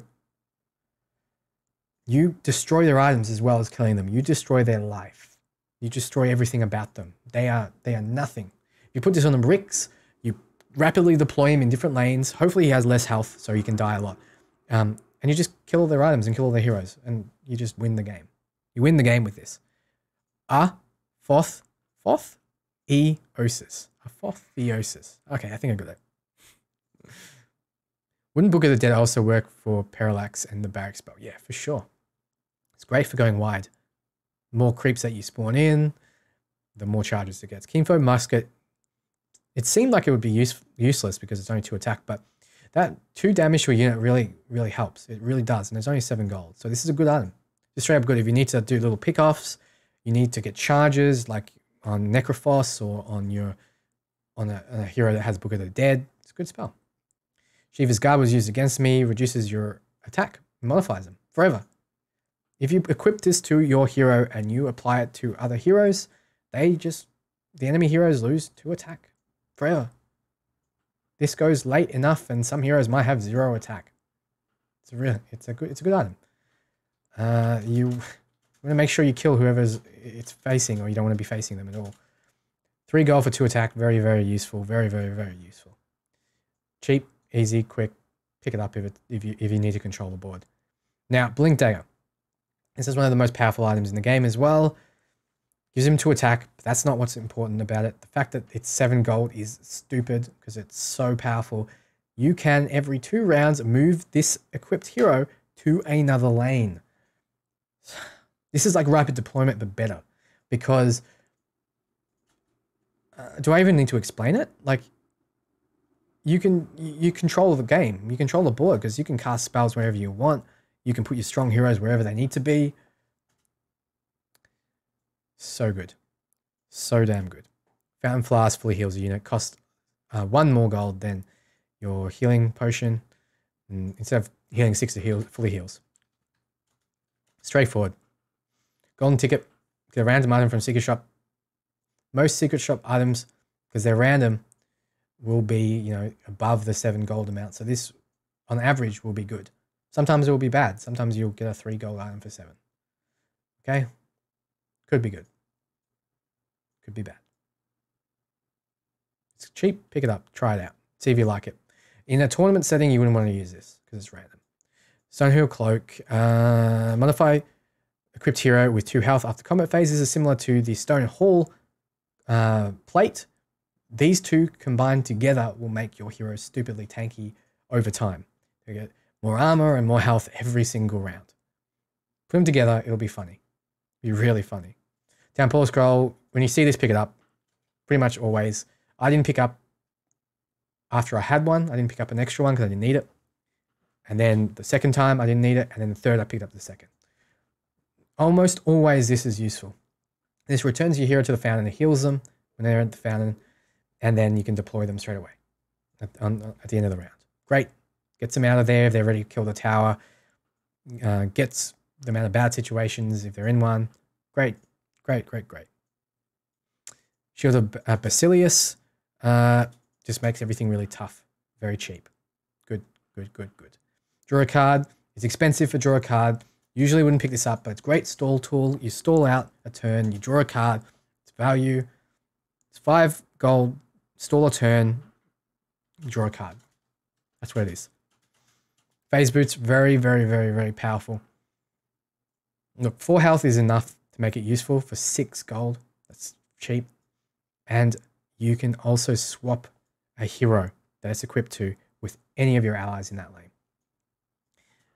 Combat manipulation, we've talked about this so many times, is so, so, so valuable. So this, I think, needs to be nerfed. It's really strong.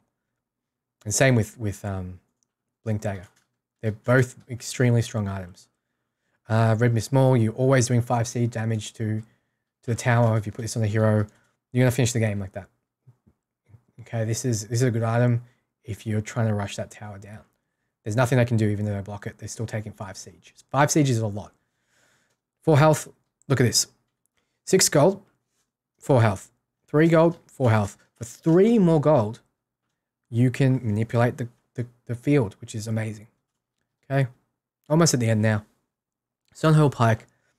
Equipped hero has 2 attack, and modify equipped hero has 1 extra attack after the combat phase. You put on the pike, you put on the armor, and you put on the cloak. Altogether, the Stonehill combo, you get 1 extra attack every round. You get 1 extra armor every round, and you get 2 extra health every round. You put all 3 on 1 hero. At the end of the game, that hero is going to be ridiculous. Ridiculously strong.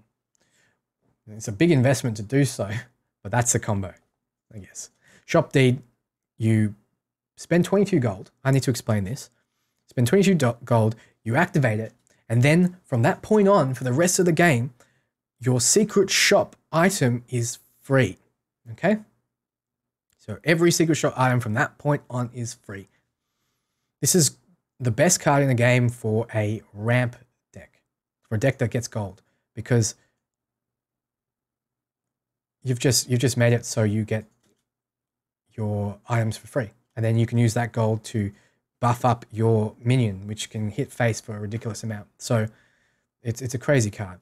Now this is all about reducing your armor and reducing the armor that you're attacking, of what you're attacking. So this is a pseudo aggressive item. I can see this being very useful in fringe cases, but because it's so cheap, it's perfect. It's perfect for rushing them down. So that's all the items that we have access to. I finally got through them all. Whew.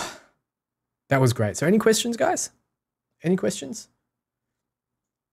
Might as well show you briefly what decks we had at PAX. Would you consider putting all the Stonehill items on Luna? Yeah, it could be good. I mean, I only put the survivability on. She probably doesn't need the attack. But it is very useful on weaker heroes for sure. Now, aggro, what I think about the aggro deck is, I think it wasn't exactly built correctly. Now, Jamoy is good for control. I'm not sure why he's in there. Saulo is great. Necrophos is another control one. Wasn't sure why he was in there. Zeus is another control one. Crystal Maiden is good for aggro because you can cast spells and get your mana back and cast more aggro spells in one turn and clear them quickly. So I feel like it wasn't made to be the most powerful. Like we saw some really ridiculous control cards, right? We saw some really cool control cards, but for some reason it's not in this aggro deck. What's your strongest color? There isn't a strongest one. There isn't. There seriously isn't. There's really good spells in every single color. Really good heroes in every single color. I can't say one is better than the other. Right now, my favorite is blue, just because I like those really flashy endgame kind of cards, like Echo Slam and like Eclipse. But that's just personal choice. How do you pick what items appear in this shop? So you make a deck of 9 item cards, and in the middle, you'll see 3 items spawn at the end of the round. One will be Secret Shop on the left. Middle will be your 1 random card from your 9 item deck, and the left and the right will be the consumable, and there'll be 1 consumable and 1 Secret Shop item.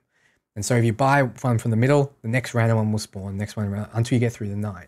So that's how you control what items you get. Could you use Blink Dagger Luna to a different lane and Eclipse right away in that turn? Yeah. Once you get to that lane, you can Eclipse right away.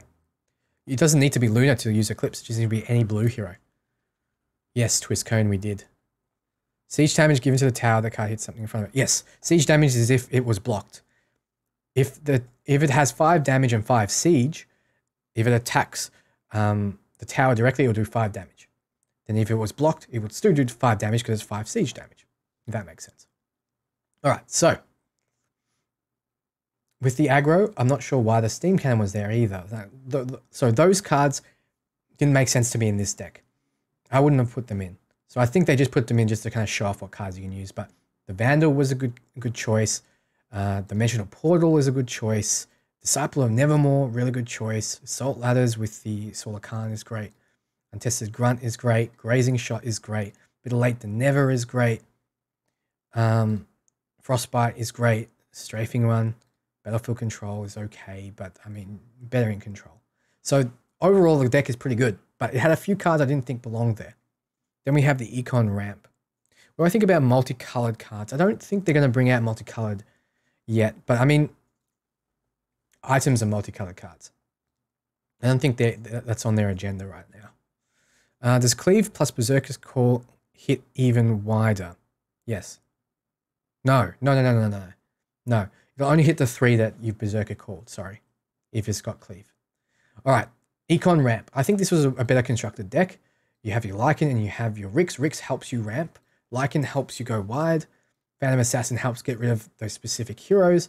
And Riley is your flex card in the deck. And Chen helps you take control of the hero and keep your wide alive. So your Lycan wide board alive. So you get your Untested Grunt, you get some extra gold. You know, I don't like No Accident that much, but it has to come with Riley. Payday, you get even more gold. Mist buffs up your creeps from Lycan and your Untested Grunts and your Savage Wolves. Selamames helps you ramp even more.